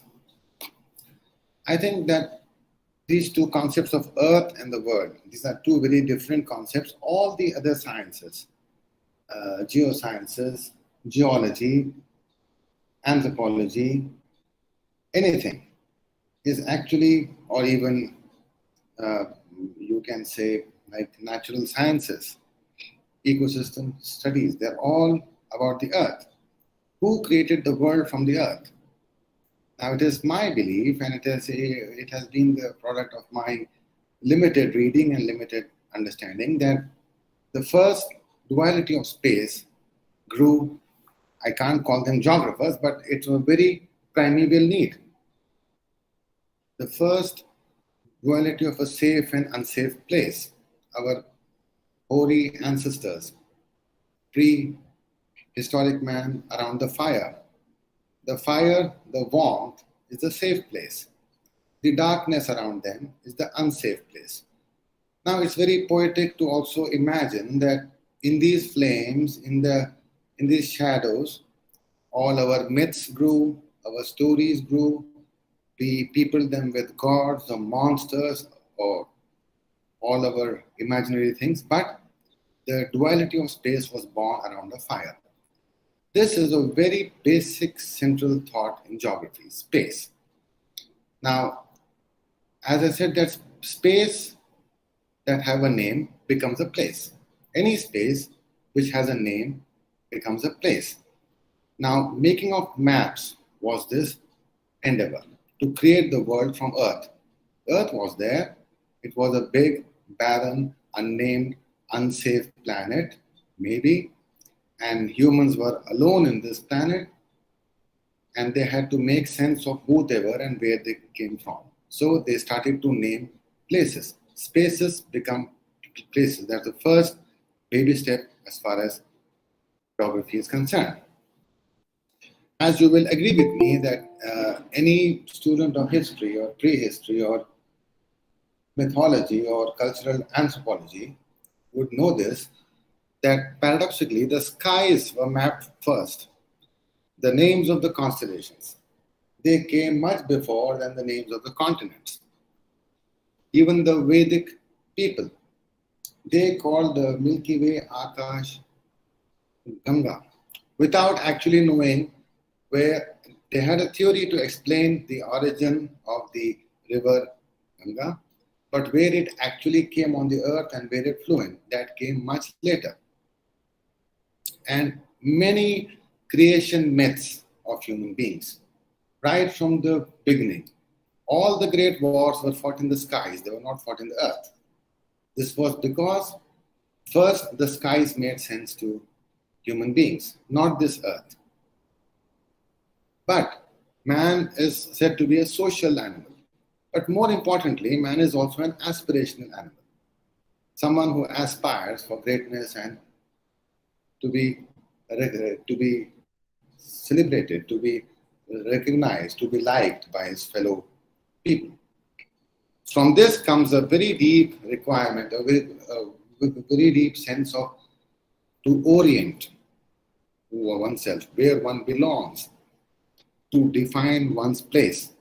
Now, this was a primeval need, as primeval or as ancient as the need of hunger or the need of safety and shelter. So the earliest maps were actually blueprints of power, which human beings drew. They started to conquer this world initially without a compass, but with a sense of superiority and place on earth. Now, anyone who has read the writings of Ellen Churchill Semple and the whole theory of environmental determinism can appreciate this concept, how superiority led to conquest. The whole saga of empires, it all began here. The earliest geographers were not like me or you or any of us today. They were actually extremely artistic people. They had the idea to look at the world not as it existed, but as they saw it. Now, this is the first map which was ever created, for which we have a record dating to 600 BC, created in Babylon, the Imago Mundi. Now see this map. These are works of art. I mean, today you can see them maybe in a book of children's stories about dragons and strange beasts and all that. But here we see a map of the United Kingdom. Every country which drew a map placed itself at the center of the world as they saw it. Like this map. Until the 12th century AD, we had the TNO maps, as all of us know, because they believed that the world was flat. It was only with this map, the first map in 1154, that even this is a very incomplete map, and as you can see, the central part of this map is Arabia, because it was drawn by an Arabian traveler. So we have got the creation of space, aspiration, and a feeling of superiority. That is where geography is actually born. It takes a leap of faith to actually talk about these things, but as I go on, I hope to be more clear why I'm speaking like this. Now, this is the biggest single contribution as I started, to create place from space. So slowly, it's like ink which spread on the blotting paper, the world emerged as we know it today.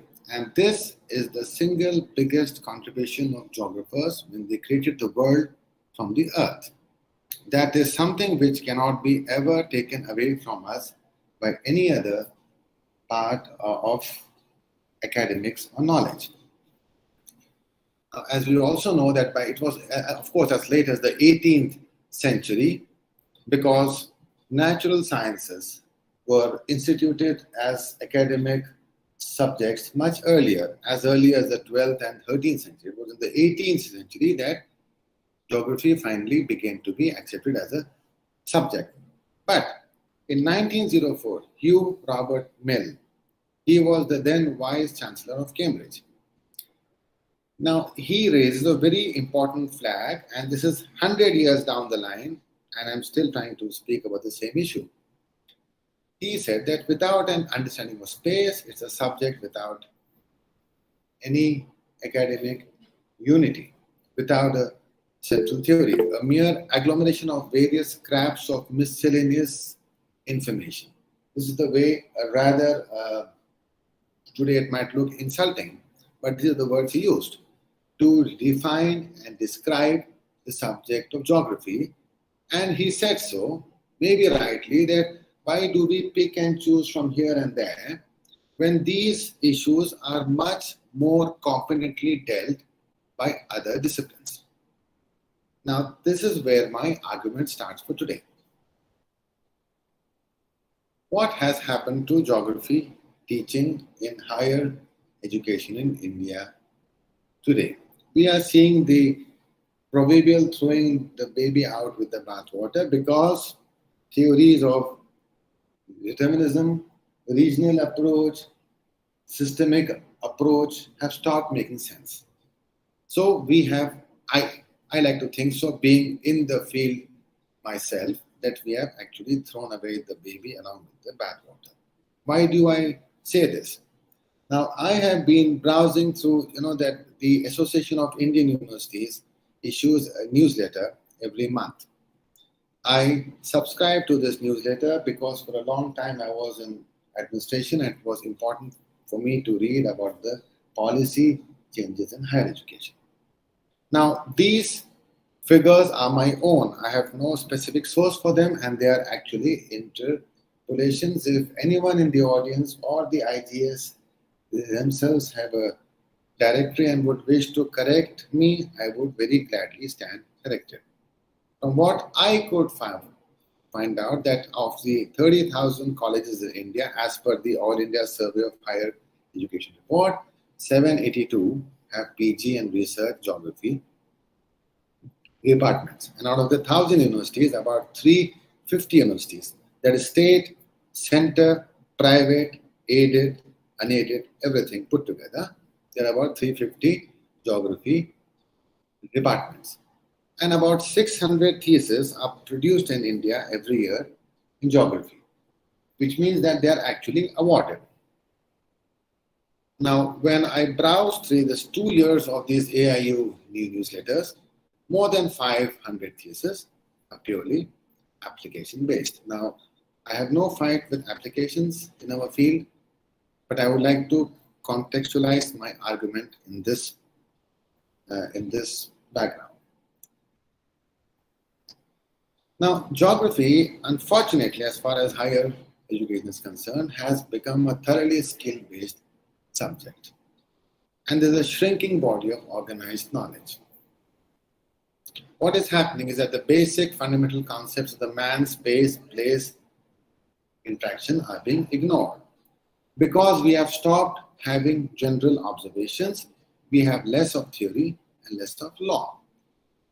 Now, what is happening since the 80s or the 90s is that the field of geography has become very hazy and unfocused in its inquiry, and it is going wherever technology and its tools may take us. Today, this is the fad.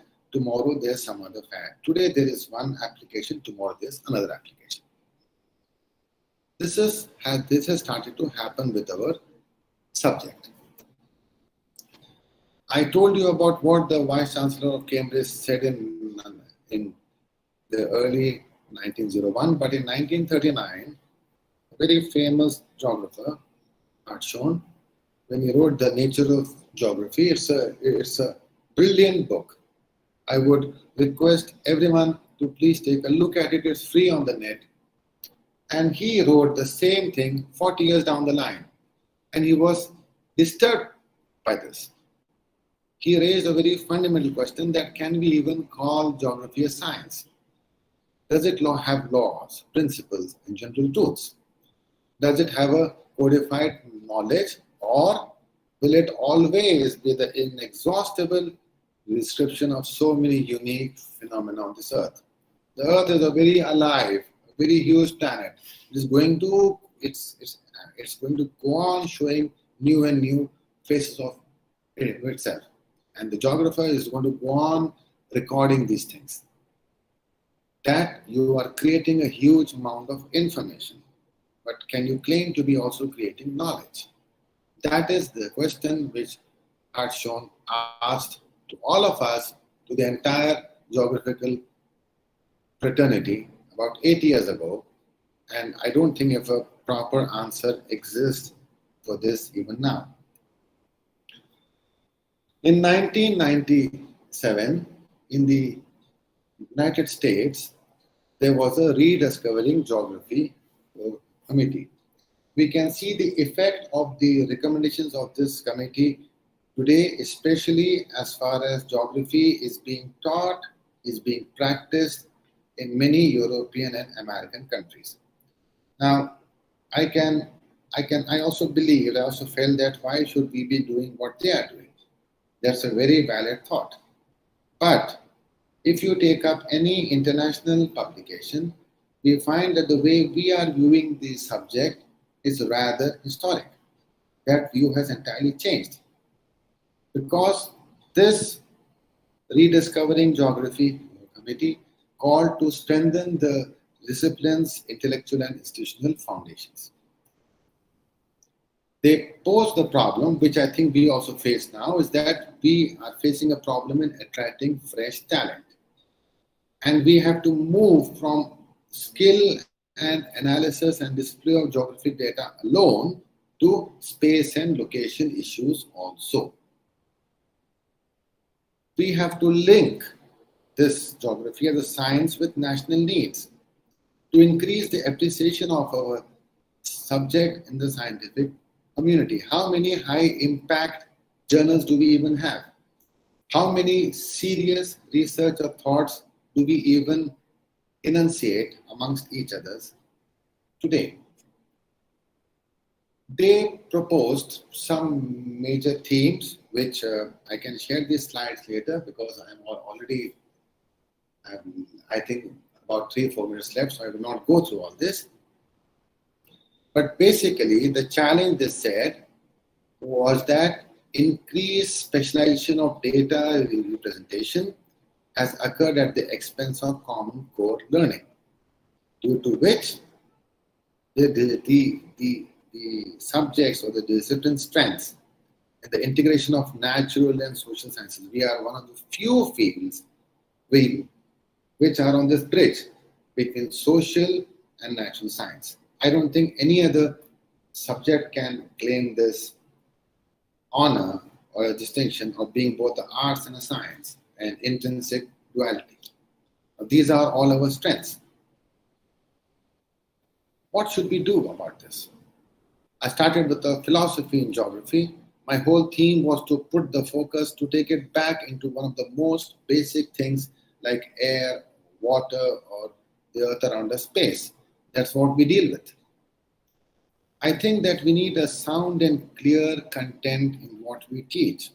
Having had the opportunity to be on the boards of studies of many universities, I have often found that the things which are being taught are topical. Some of my colleagues here are also on our board of studies. And to frame a curriculum is so difficult because at times we feel that we don't have enough or we have too much. This seems to be a big problem amongst many geography departments throughout the country. We should not limit our capacity to deal with only visual representation of data. That's what we're doing more and more as time goes by. Just because we have got the tools to create large quantities of the data does not mean that this is always matched to what we need. It's like taking a hammer to kill a fly. The fly will be killed, but you'll also damage the wall. I've seen such applications, sadly, being very popular throughout the country because there's a lot of front end of analysis. It's not linked to theory and analytics. I'm sorry to say that on PhD thesis committees or even in recruitments, I have people who are very well versed in technology, but who cannot explain to me the difference between terrain and topography. People who do not understand a contour, but can prepare a perfectly 3D design map. I am aware that there are many research scholars here, and my words are not intended to hurt anyone. My words are only intended that you can do so much more. You are equipped to do so much more, and why are you limiting yourself? Why don't we start a new movement? And this is the time to start a new movement because with the new education policy in place, skill and research have become two dichotomous issues. For example, when is the last time we have seen a thesis? For example, this cognitive space of Bharat, Hindustan, and India. Geographically, these are very different entities, but cognitively they are the same. How does this happen? How do you define geography of empires? How do you define issues of identity, space, and place? These are the knowledge-creating issues. We can say that, do these things get jobs? But I ask you another question. If you are only skilled, you get a job. But if you have ability, you get a career. Why should we be producing, as I said, polytechnic students who will chase jobs? Why are we not producing people with ability, with sound foundations in their theory, which can change the market like it has happened in economics? Econometrics went on and on for 20, 30 years. But now economics after John Nash, game theory. And then we have Amartya Sen, welfare economics. You see the prizes, the Nobel prizes which are being given out in economics. They are more into cognitive sciences. They are into predicting human behavior. It is no longer a boring, dull science of numbers and mathematical formula. The way that subject has changed over the last 40 years is remarkable. I think with the NEP, we have got that excellent opportunity to create a very clear distinction and dichotomy. Apart from our skill base, apart from our skill strengths, let's bring back core fundamental theory and understanding. I'll end with this cartoon. This was actually used for the Department of Psychology as a thought. But then I said that when the student comes to a department of geography and a map says you are here, then you should also ask them, but why are you here? Why have you come? What do you expect to learn? And what is it that you hope to take away from here? So thank you for giving me this opportunity. I hope I have not exceeded my time. Thank you so much. Thank you very much, Professor Ali Raza. You have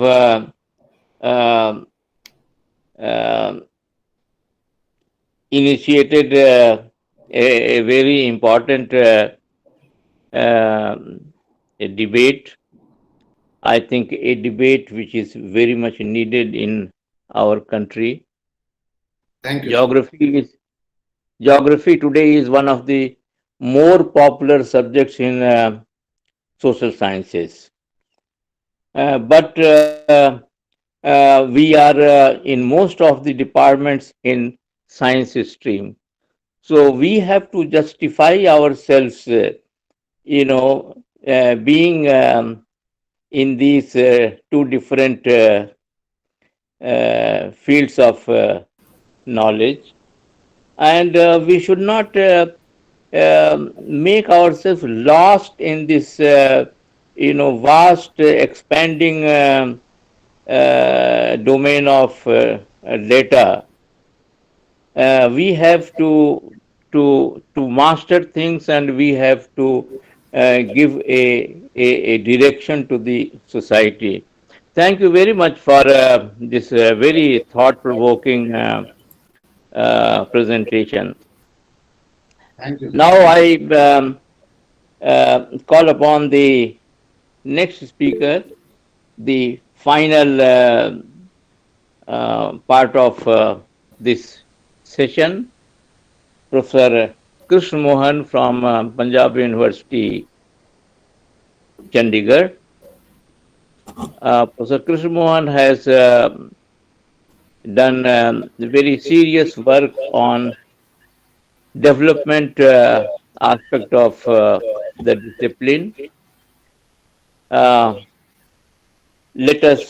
He speaks today on Hello. drone rules, Professor, which have.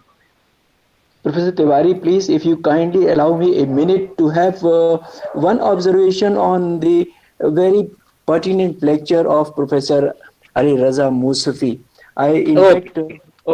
Okay. You are most welcome, Professor Salahuddin. Thank you so much, sir. In fact, this was the lecture of Professor Musvi I was waiting to hear for since yesterday, and I had visualized that this would be the lecture on the history of geographical thought and its changing nature, and it appeared so, and he had raised very pertinent questions. But the gem of a statement that he has given about it, that we are groping for the tools without making much advancement in theory. He is right to a considerable extent. But the great difficulty with geography is, and that is not only great, but a genuine one, genuine in the positive sense of the term, that geography cannot follow or pursue theories as in the earth sciences or in physics, because geography is increasingly a social science.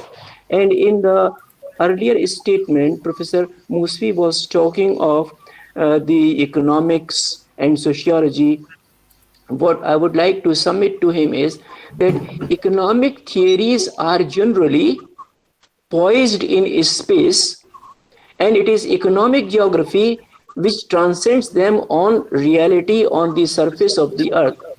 Similarly, there are social theories which social geographers have. So social geographers around the world have made geography a more tangible subject. In fact, geography has received its lease of life and is now playing a second innings better than the first innings. And as we Indians always know the proverb that in the game of cricket, India always plays the second innings better than the first one.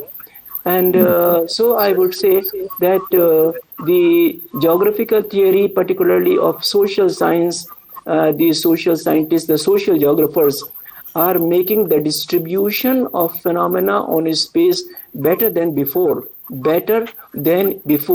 And I would like to conclude here on the note that the social inequalities, sociology speaks of social inequality.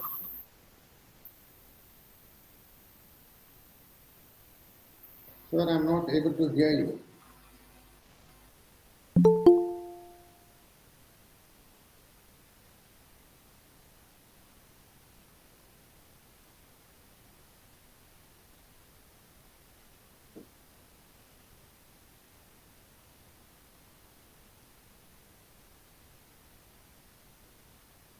Professor Jagannathan, is there any technical problem?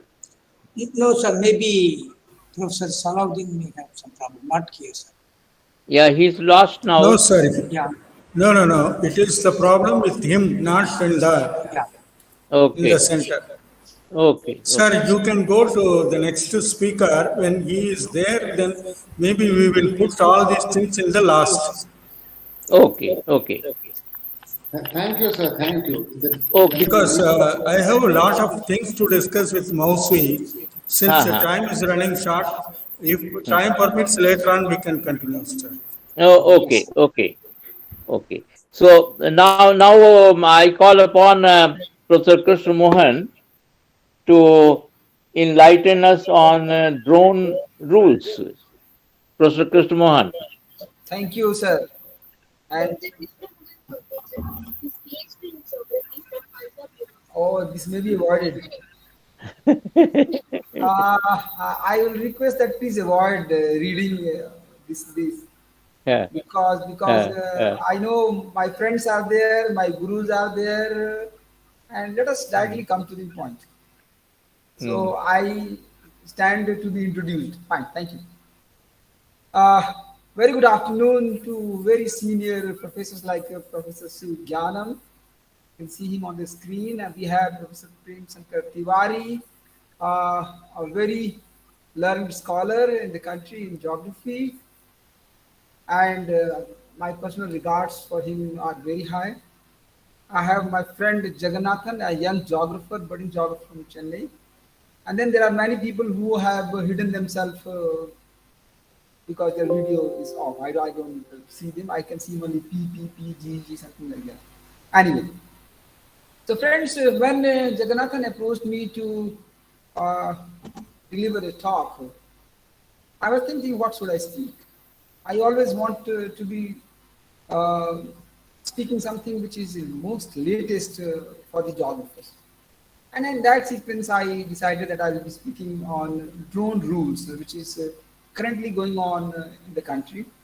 A large number of discussions at very high level are there, but in public domain, people are not aware, the geographers in particular are not aware of it. So with the permission of Tiwari sir, I would like to share my screen. Yeah, please go ahead.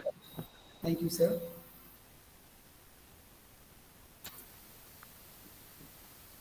Is it visible? Yeah, please. Yeah. Thank you.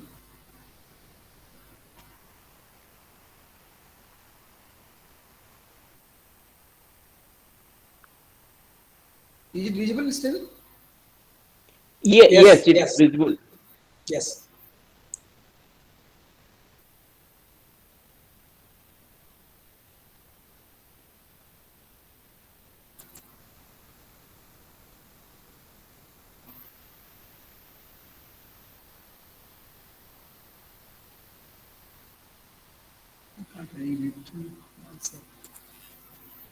Yeah, please go ahead. Just a minute, sir. There is some problem where I Okay. can't see my screen.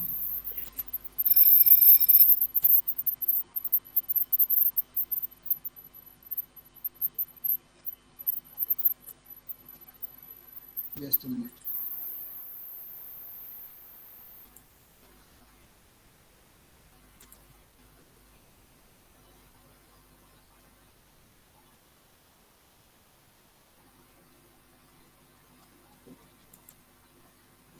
Is it visible, sir?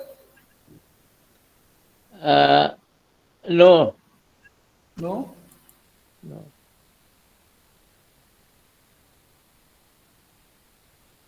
It's not visible. Is it visible now? No. No. Okay. Hmm.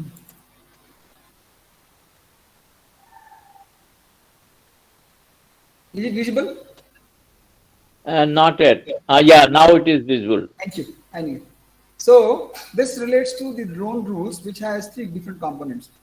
Friends, if you look at the history of drones, it goes very old. Somewhere around 1859, Austrians used balloon-like things to bomb Venice. They used as many as 200 such objects where balloon was used to strike different points. But out of 200, only one was able to hit the target correctly. And then over the years, in different places, this very idea of drones was used.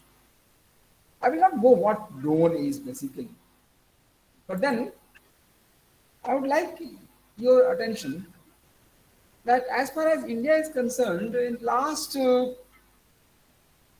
years, basically, many things have come into policy domain.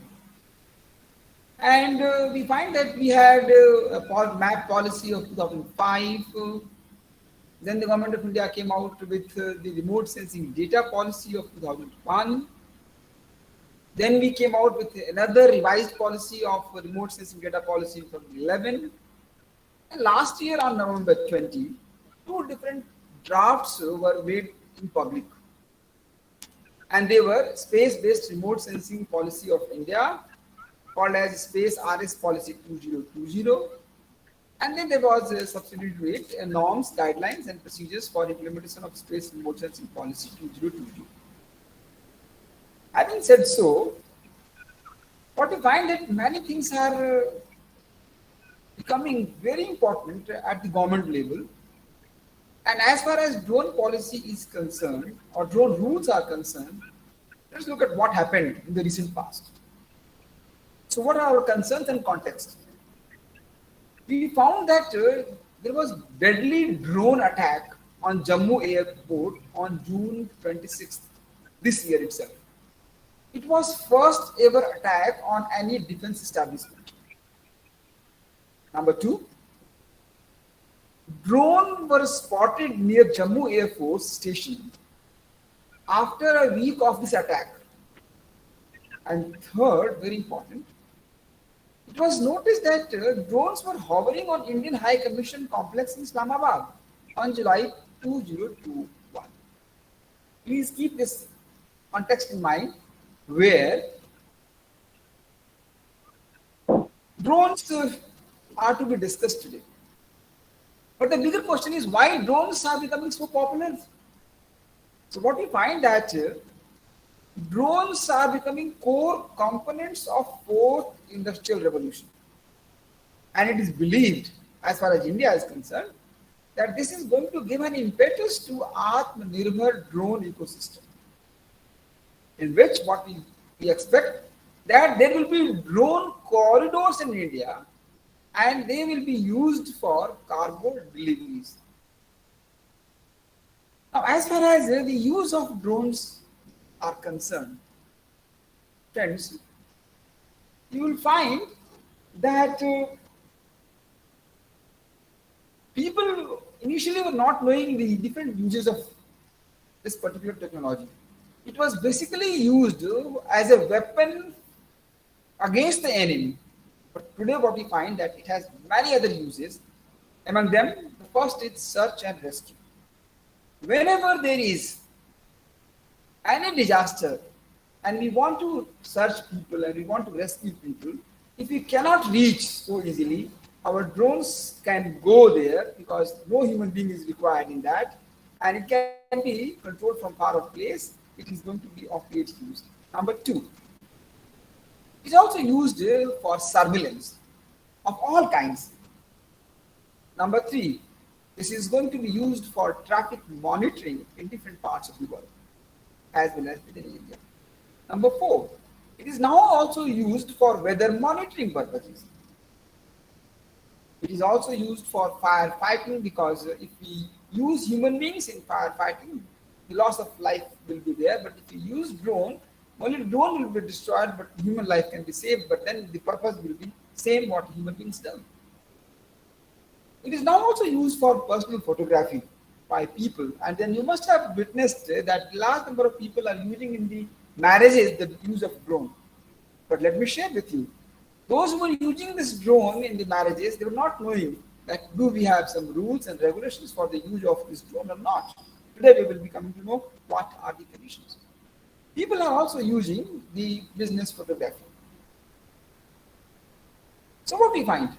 That these were the common uses even when the rules were not there. Drone rules, let me tell you, came after a long time, whereas the drones were already in the public domain, used by individuals, by institutions, by different organizations. Then what are the unusual uses of this?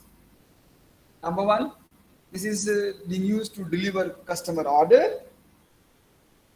In agriculture, in different parts of the world, it is being used for spray of pesticides, where human touch is not required, who are far away, and then it is also used for crop disease identification and health monitoring.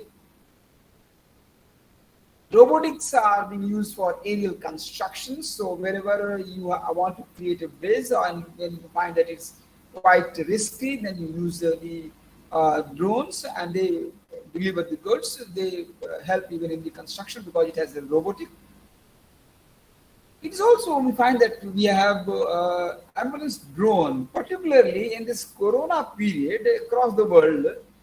A large number of drones were used in providing ambulance services where critical infrastructure was provided to far off places such as oxygen cylinders, such as ventilators and other things where it was difficult for human beings to reach by road or by anything, and then there was a requirement not to have a physical contact with people. Industrial inspection drones are also now being used in different parts of the world. Then people are using it for window cleaning drones. Look at the applications which have internet access drones. So if we have a far off place where internet is not available, we can use a drone. Drone can make the internet access in that part of the world, and therefore the digital divide which is existing can also be minimized. We also find that people are also looking for wild conservation with the help of drones. This is another important use of it. Drones in real estate for aerial photography is also used by the real estate people. But then there are many abuse also. For example, privacy of individuals are being intervened by the users of the drone, which is a problem. Number two, people and even at this country level, the governments are trying to monitor the individuals, and that is also questionable. Even spying on individuals is also coming out in a big way. So what you find that people are also going for cyber attacks facilitated by drones, and this is going to be a serious issue with the drones. Therefore, what you find that if we have drone, we are now thinking of counter drone rules also in the country. Now, friends, two things have happened in a very quick succession in India. In the context of what was happening across the world, we developed the very first unmanned aircraft system rules in the March 2021. That is on 12th March. It was called as UAS rules 2020. But then what you find?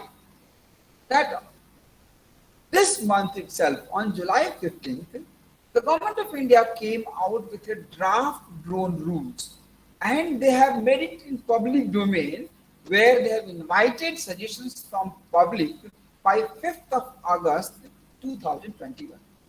Now the bigger question before you and us is, why such a change in such a quick succession? In March we came out with a rule, and then we have modified it, and early it was called as UAS rules, and the draft policy talks about drone rules. Now, how is this policy different? Friends, when the first policy came in, or the rule came in March, it was found that there were many complaints coming out from different industries. They found that the rules framed were very cumbersome because it required plethora of approvals, clearances, and other formalities.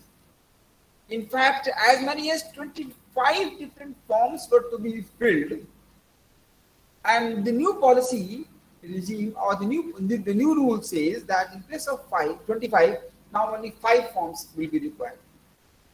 And then at the same time, what we find that the new rule says that no security clearance is required before any registration or license issue.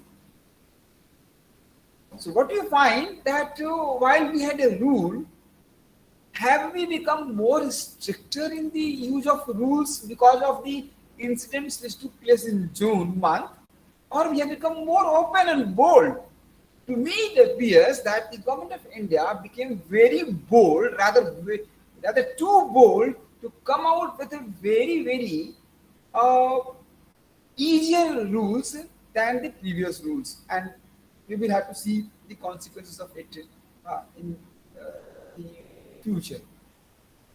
Now, as far as this policy was concerned, of policy of March 12, what was this? In this, Director General of Civil Aviation is the authority to permit flying platform over a particular region. It does not cover permission for the devices and sensors that are proposed to be mounted on the platform. Let me again tell you that drone is a platform. What are its uses are not in the control of Director General of Civil Aviation. That means Director General of Civil Aviation can only regulate that you can fly or you cannot fly a drone. But what are its uses? What kind of sensors?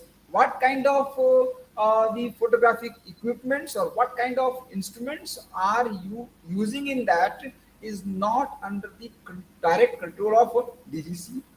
First. Second, now who will cover that?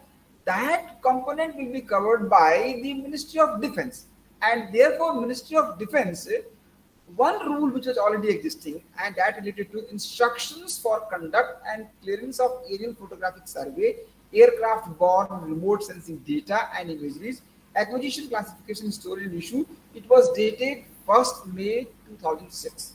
But then it was not very clear about the drone itself. So what happens?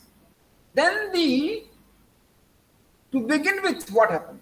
India's Directorate General of Civil Aviation came with first civil aviation requirements, that is called as CAR, for drones on August 27, 2018 to go into effect from December 1, 2018. First point. And what does it include?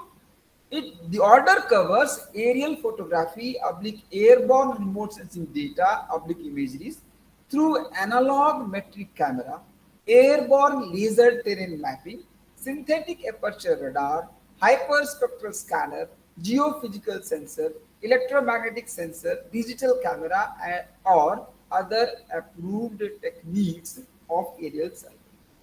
Now, what are the guidelines for commercial and academic work? The order also differentiates between aerial commercial photography for live news. Let me tell you, a large number of the social media and the news networks, they are using the photography or aerial photography. Let me tell you, technically they are not supposed. I am reminded of an incident, and if you must maybe all witness to it. When there was attack on the Taj Hotel in Bombay, what were the media people doing? Media people were broadcasting it live, where our commandos were being airdropped. And what were the Akas across the boundaries doing? These Akas were guiding, and our large number of commandos were hit in the air and killed. Now look at the misuse of a technology and the media people do regularly, because they are not aware of any rules and regulations. So what we find that live aerial photography for news should be covered by the DGCA in accordance with the Ministry of Defense guidelines. We have seen in a large number of situations that even in the case of border issues, sometimes media people immediately approach the defense establishments and they start live pictures. We do not know the long-term consequences of those live pictures, whether it is terrorist attack on the Pathankot or the airbase, or whether it was the attack on Jammu this Air Force station. What we find that these media people are not at all aware of the aerial photography, and now we have to go for some restrictions. Now it also differentiates the use of aerial photography by Survey of India and NRSC from aerial photography by other agencies for aerial photography of smaller area. This assumes that bigger areas are covered only by the government agencies. But what if we find that a large number of any media house and they go and do all kinds of. Now what are the procedures? All applications for aerial photography are required to be made by the Directorate General of Civil Aviation. 7 copies are required at least 6 weeks before the date on which photography is desired to be carried out. The application must clearly indicate inter alia the purpose for which aerial photography is required and details about flying agency to be engaged for the task. Now this is very important. Now service intelligence agencies. The Director General of Civil Aviation will make reference to the 3 service intelligence agencies. First, Intelligence Bureau will be involved. The Army Headquarters will be involved. Ministry of Defense will be involved. After obtaining the requisite clearance comments from all concerned, Ministry of Defense will issue security clearance for such aerial photography incorporating such conditions as deemed necessary. Now, suppose you get a clearance. Now, one-time clearance is not sufficient because the security clearance is valid only for 12 months. The concession to Survey of India and NRSC is that they can directly approach the other agencies mentioned above with copies to DGCA. Another concession is for aerial photography of disaster hit areas. Here, the flying can be done under intimation to Ministry of Defense and Intelligence Bureau or Ministry of Home Affairs. But the data will have to be cleared for use by a core group comprised of security agencies with a mandate to clear the data expeditiously. There are elaborate instructions for the clearance of the data for storage, issue, use, and periodic verification. Further, a security officer, look at this, is very important. A security officer from the armed forces or the administration must be on board the aircraft for whom a life insurance of rupees 20 lakh has to be obtained by client agency. Now, what are the new guidelines? Now, the new paperless system developed by the Ministry of Defense came into force from March 1st, 2020 and hopes to cut down delays, bringing in efficiency. And so these are the portals given. Now, what about the foreigners? Foreigners are currently not allowed to fly drones in India. For commercial purposes, they need to lease the drone to an Indian entity who in turn will obtain unique identification number and UAOP from DGCA. Now, drone guidelines, what does it mean? All drones except those in the nano category must be registered and issued a unique identification number. Very important. You will be surprised that a large number of drones now available in the public domain, they do not have UIN because they were purchased by different people and they were brought down from different parts of the world by the individuals and they have not yet reported to the government of India. A permit is required for commercial drone operations except for those in the nano category flown below 50 feet and those in the micro category flown below 200 feet. I will be explaining them about the different categories of drones further. Drone pilots. Remember, when I say drone pilot, these are the people who are going to operate the drones from a far off place. So they are not directly involved in the platform, but they are away. So the drone pilots must maintain a direct visual line of sight at all times while flying. This is very important. Look at this line of sight. That means if you have a drone in your drone with you, and if you have this monitoring equipment, you can use this drone of the nano category or the macro category and the line of sight. That means the drone should be visible to the operator. If it is not visible, it is illegal. Drones cannot be flown more than 400 feet vertically. So if you are in position of a drone, you are not supposed to fly it above 400 feet, approximately about 200 meters. Drones cannot be flown in areas specified as no flying zones, which include areas near airports, international borders, with a chalk in Delhi, state secretariat complex, in state capitals, strategic locations, and military installations. Permission to fly in controlled airspace space can be obtained by filing a flight plan and obtaining a unique air defense clearance. That is very, very important. Now, what are the different types of drones? Friends, we have 5 different categories of drones in public domain. One is called as nano. What does it mean? It is less than or equal to 250 grams, very small one. Its total weight is 250 grams. Micro, from 250 grams to 2 kg. So below 2 kg up to 250 grams, they will be covered as micro. Small, from 2 kg to 25 kg.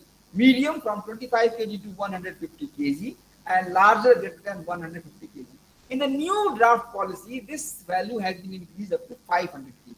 And that is the additional change which has been required. What do you find? Registration is required for all, but nano category is not required. That is there. And what are the requirements? So if you have a drone, that drone must be equipped with a GPS.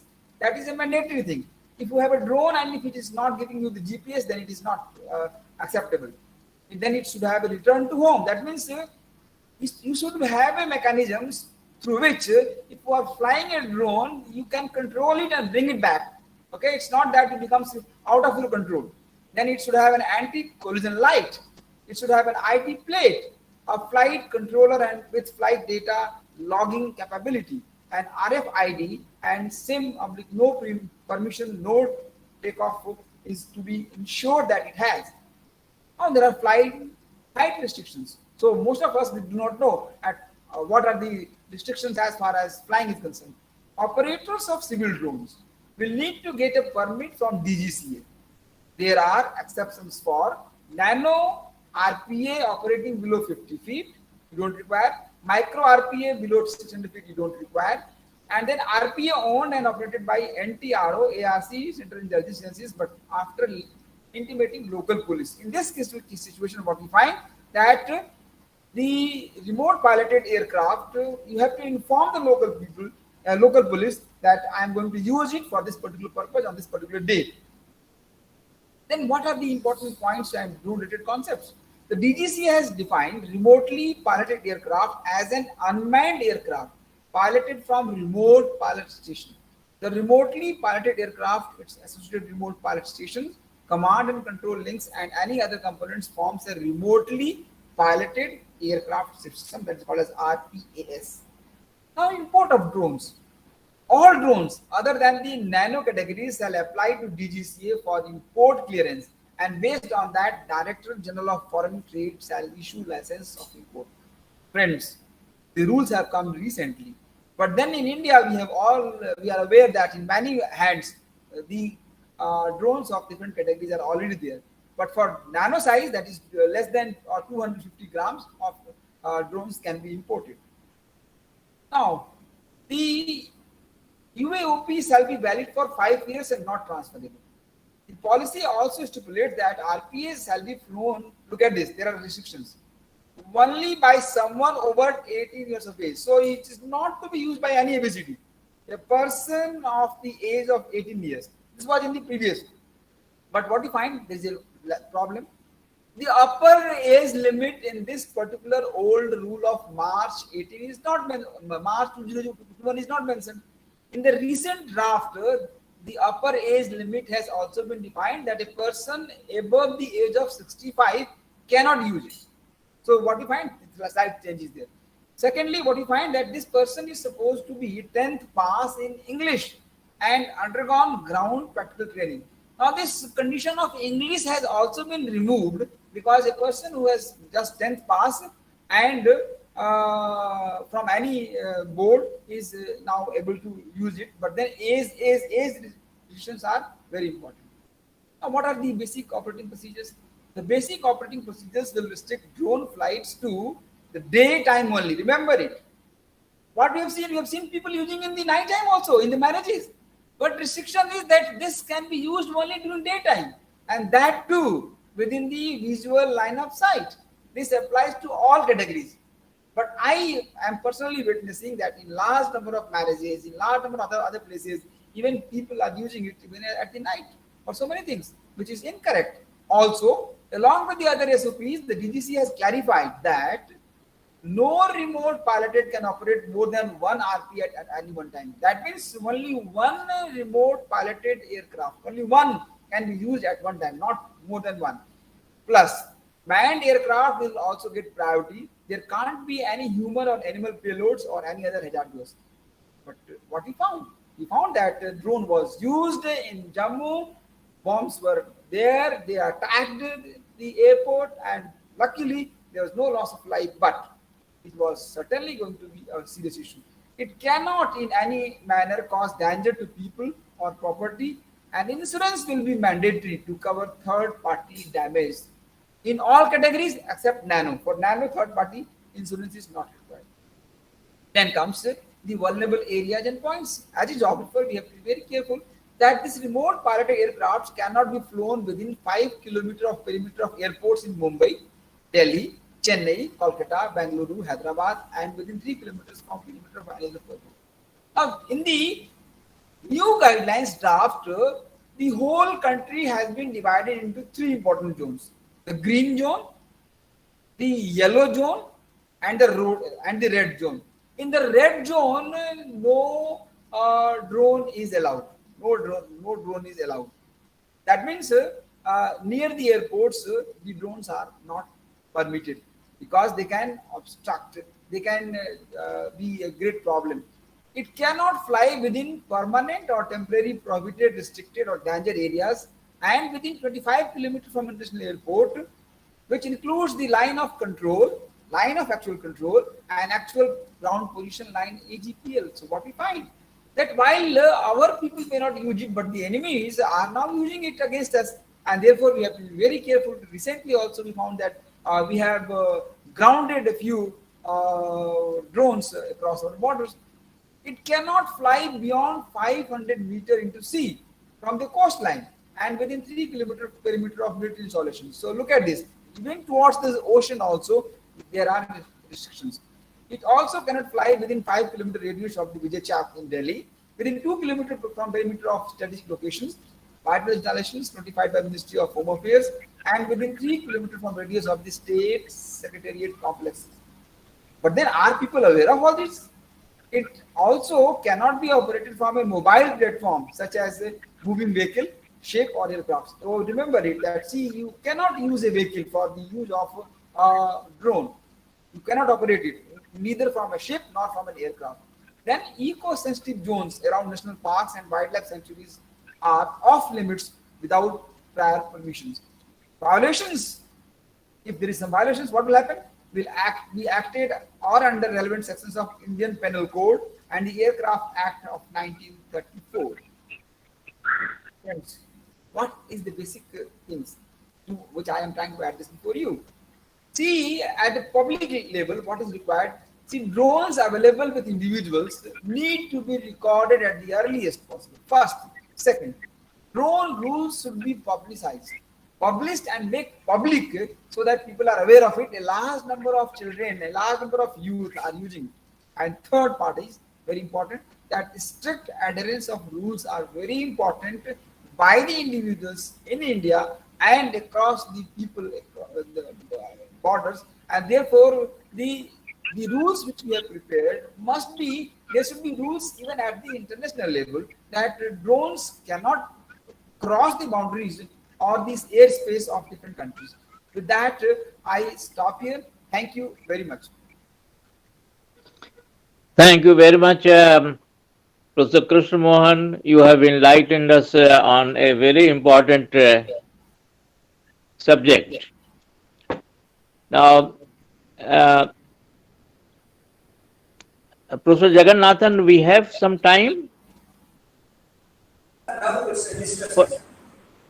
for discussion. Do we have some time? Yes, sir. 10 minutes we have, sir. Okay. So, if Professor Ali Raza is there, would he like to respond to the remarks of Salahuddin Sahab?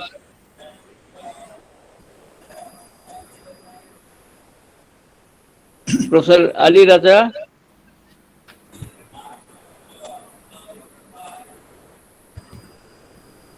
I think he is not available. Any other comments? Very short comments?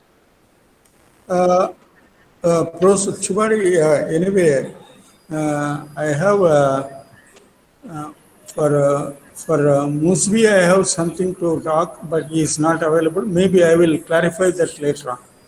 And Okay. Okay. for Krishnamohan, I have a small query that a certain for research purpose, etc. There are a lot many restrictions are there. That he has to make it a point. Then he is talking about all general rules. For example, in the art department, we have an excellent micro drone, and we got a license registered in 2 agencies. Still, the flying height is restricted to only 60 meters. So nothing we can do because 60 meters will produce enormous amount of data. That would be mostly structural differences we can find out.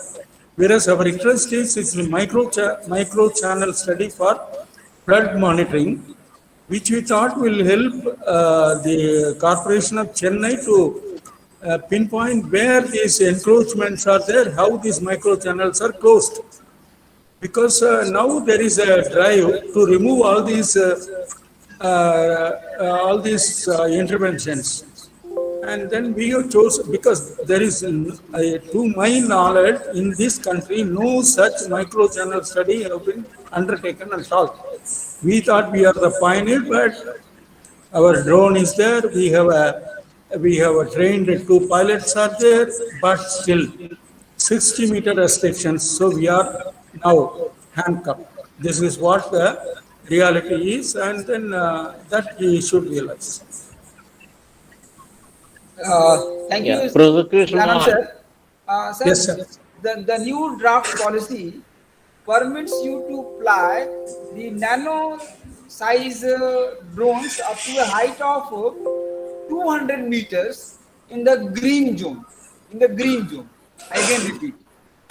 That means those areas which are away from airport, those areas which are away from strategic locations, because now the government of India is going to have a portal in which there will be digital Professor sky. Krishnamohan, sorry to interfere. Sir. Green zone, red zone, yellow zone are 2 big areas. And Right. we are interested in this micro channel, etc., which may be falling even in the red zone also. But this is only a small, very, very small area of about 1 kilometer stretch only. 1 kilometer with, let me say, 50-meter width. For that, the clearance is very difficult, and however we wanted to impress upon, we need at least 300-meter height, and we are able to, the line of sight will not be lost at all because the drone will be flown for every half a kilometer, something like that, but still, nothing can be done for research. This is the reality in this. I'm not blaming anybody, but the rules are created by the people, babus, who are not realistic of the situations at all. That's what I would present to you, sir. That's true. So we have still 5 days where such suggestions can go to the government of India, because the government of India is waiting for our public reply till 5th of August. Okay. So maybe we can help. Thank you. Thank you very much. Thank you. Yeah. Thank you very much, Professor Krishna Mohan. Any other comment? Hello. Now, if there are no other comments, I would just like to conclude. Friends, we had 5 very interesting presentations. 2 of them were with the technology. Dr. Nityanandan, he talked about the basic principles of remote sensing technology. Mosmi Datta, she talked about the application of the technology in solving the traffic congestion in Bombay city. Then Professor Krishna Mohan, he talked about the drone technology and the rules and its application in human welfare. And then we had a very interesting um, discussion on sustainable development in the Western Ghats. And finally, we reached uh, the end, the ultimate end of all our exercise, the philosophy of geography. And this is a very important debate which is fundamental to the practice of our discipline.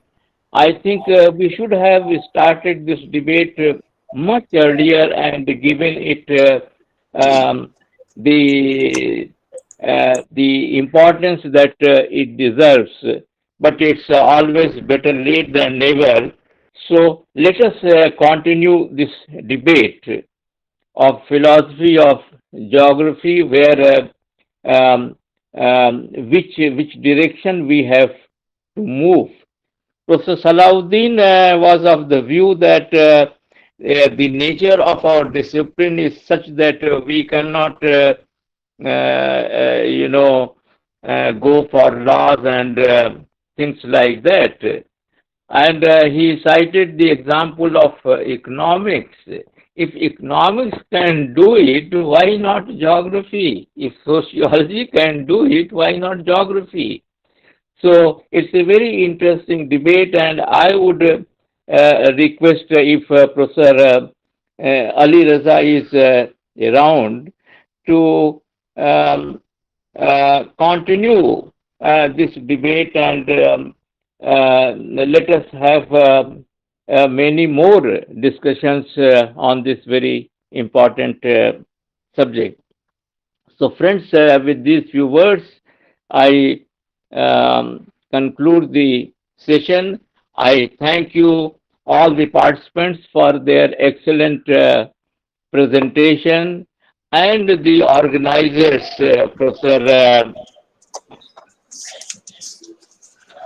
our young friends, the organizers, for giving me this opportunity to participate in this very lively discussion and debate.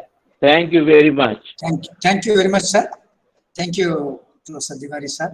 So it is really, today is a really very happy day because our senior professor, so he just chaired the session. And thank you very much for being here, sir. And I also thank Dr. Mausami Datta, Dr. Ravindra Jaibai, Dr. Nityanandam, Professor Ali Raza Musbi, and Professor Krishna Mogan for delivering very good lecture. So this session really, we had a very good information.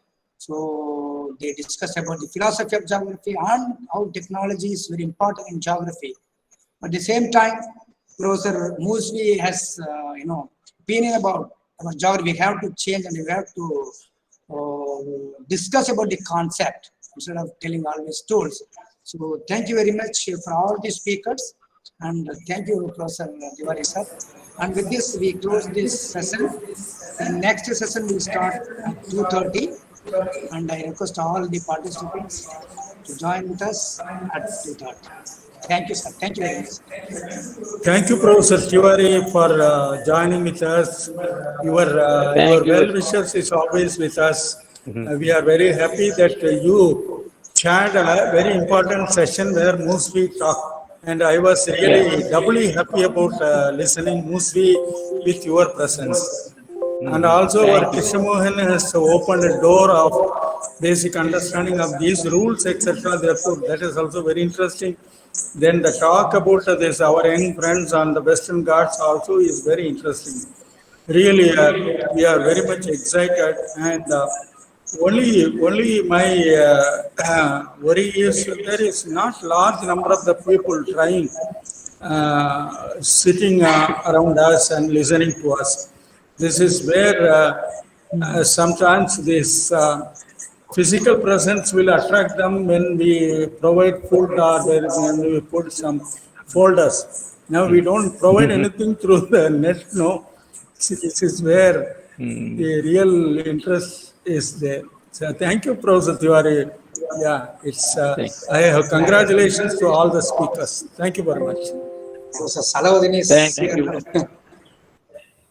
Thank you, sir. Yeah, Thank you. maybe the Salahuddin would give his comments. Maybe tomorrow or afternoon. We are really interested to listen to him. Such a senior person. Thank you, sir.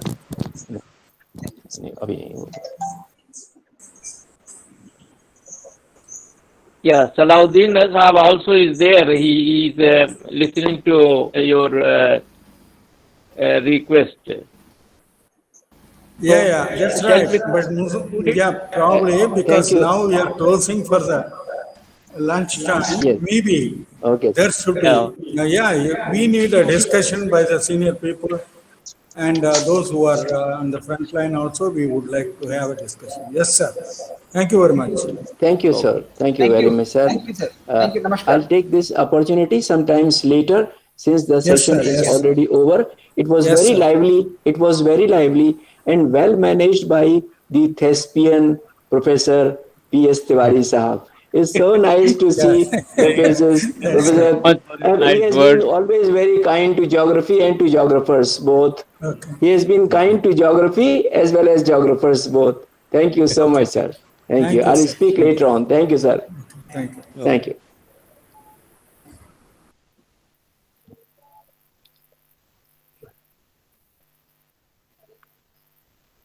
We'll meet at 2:30.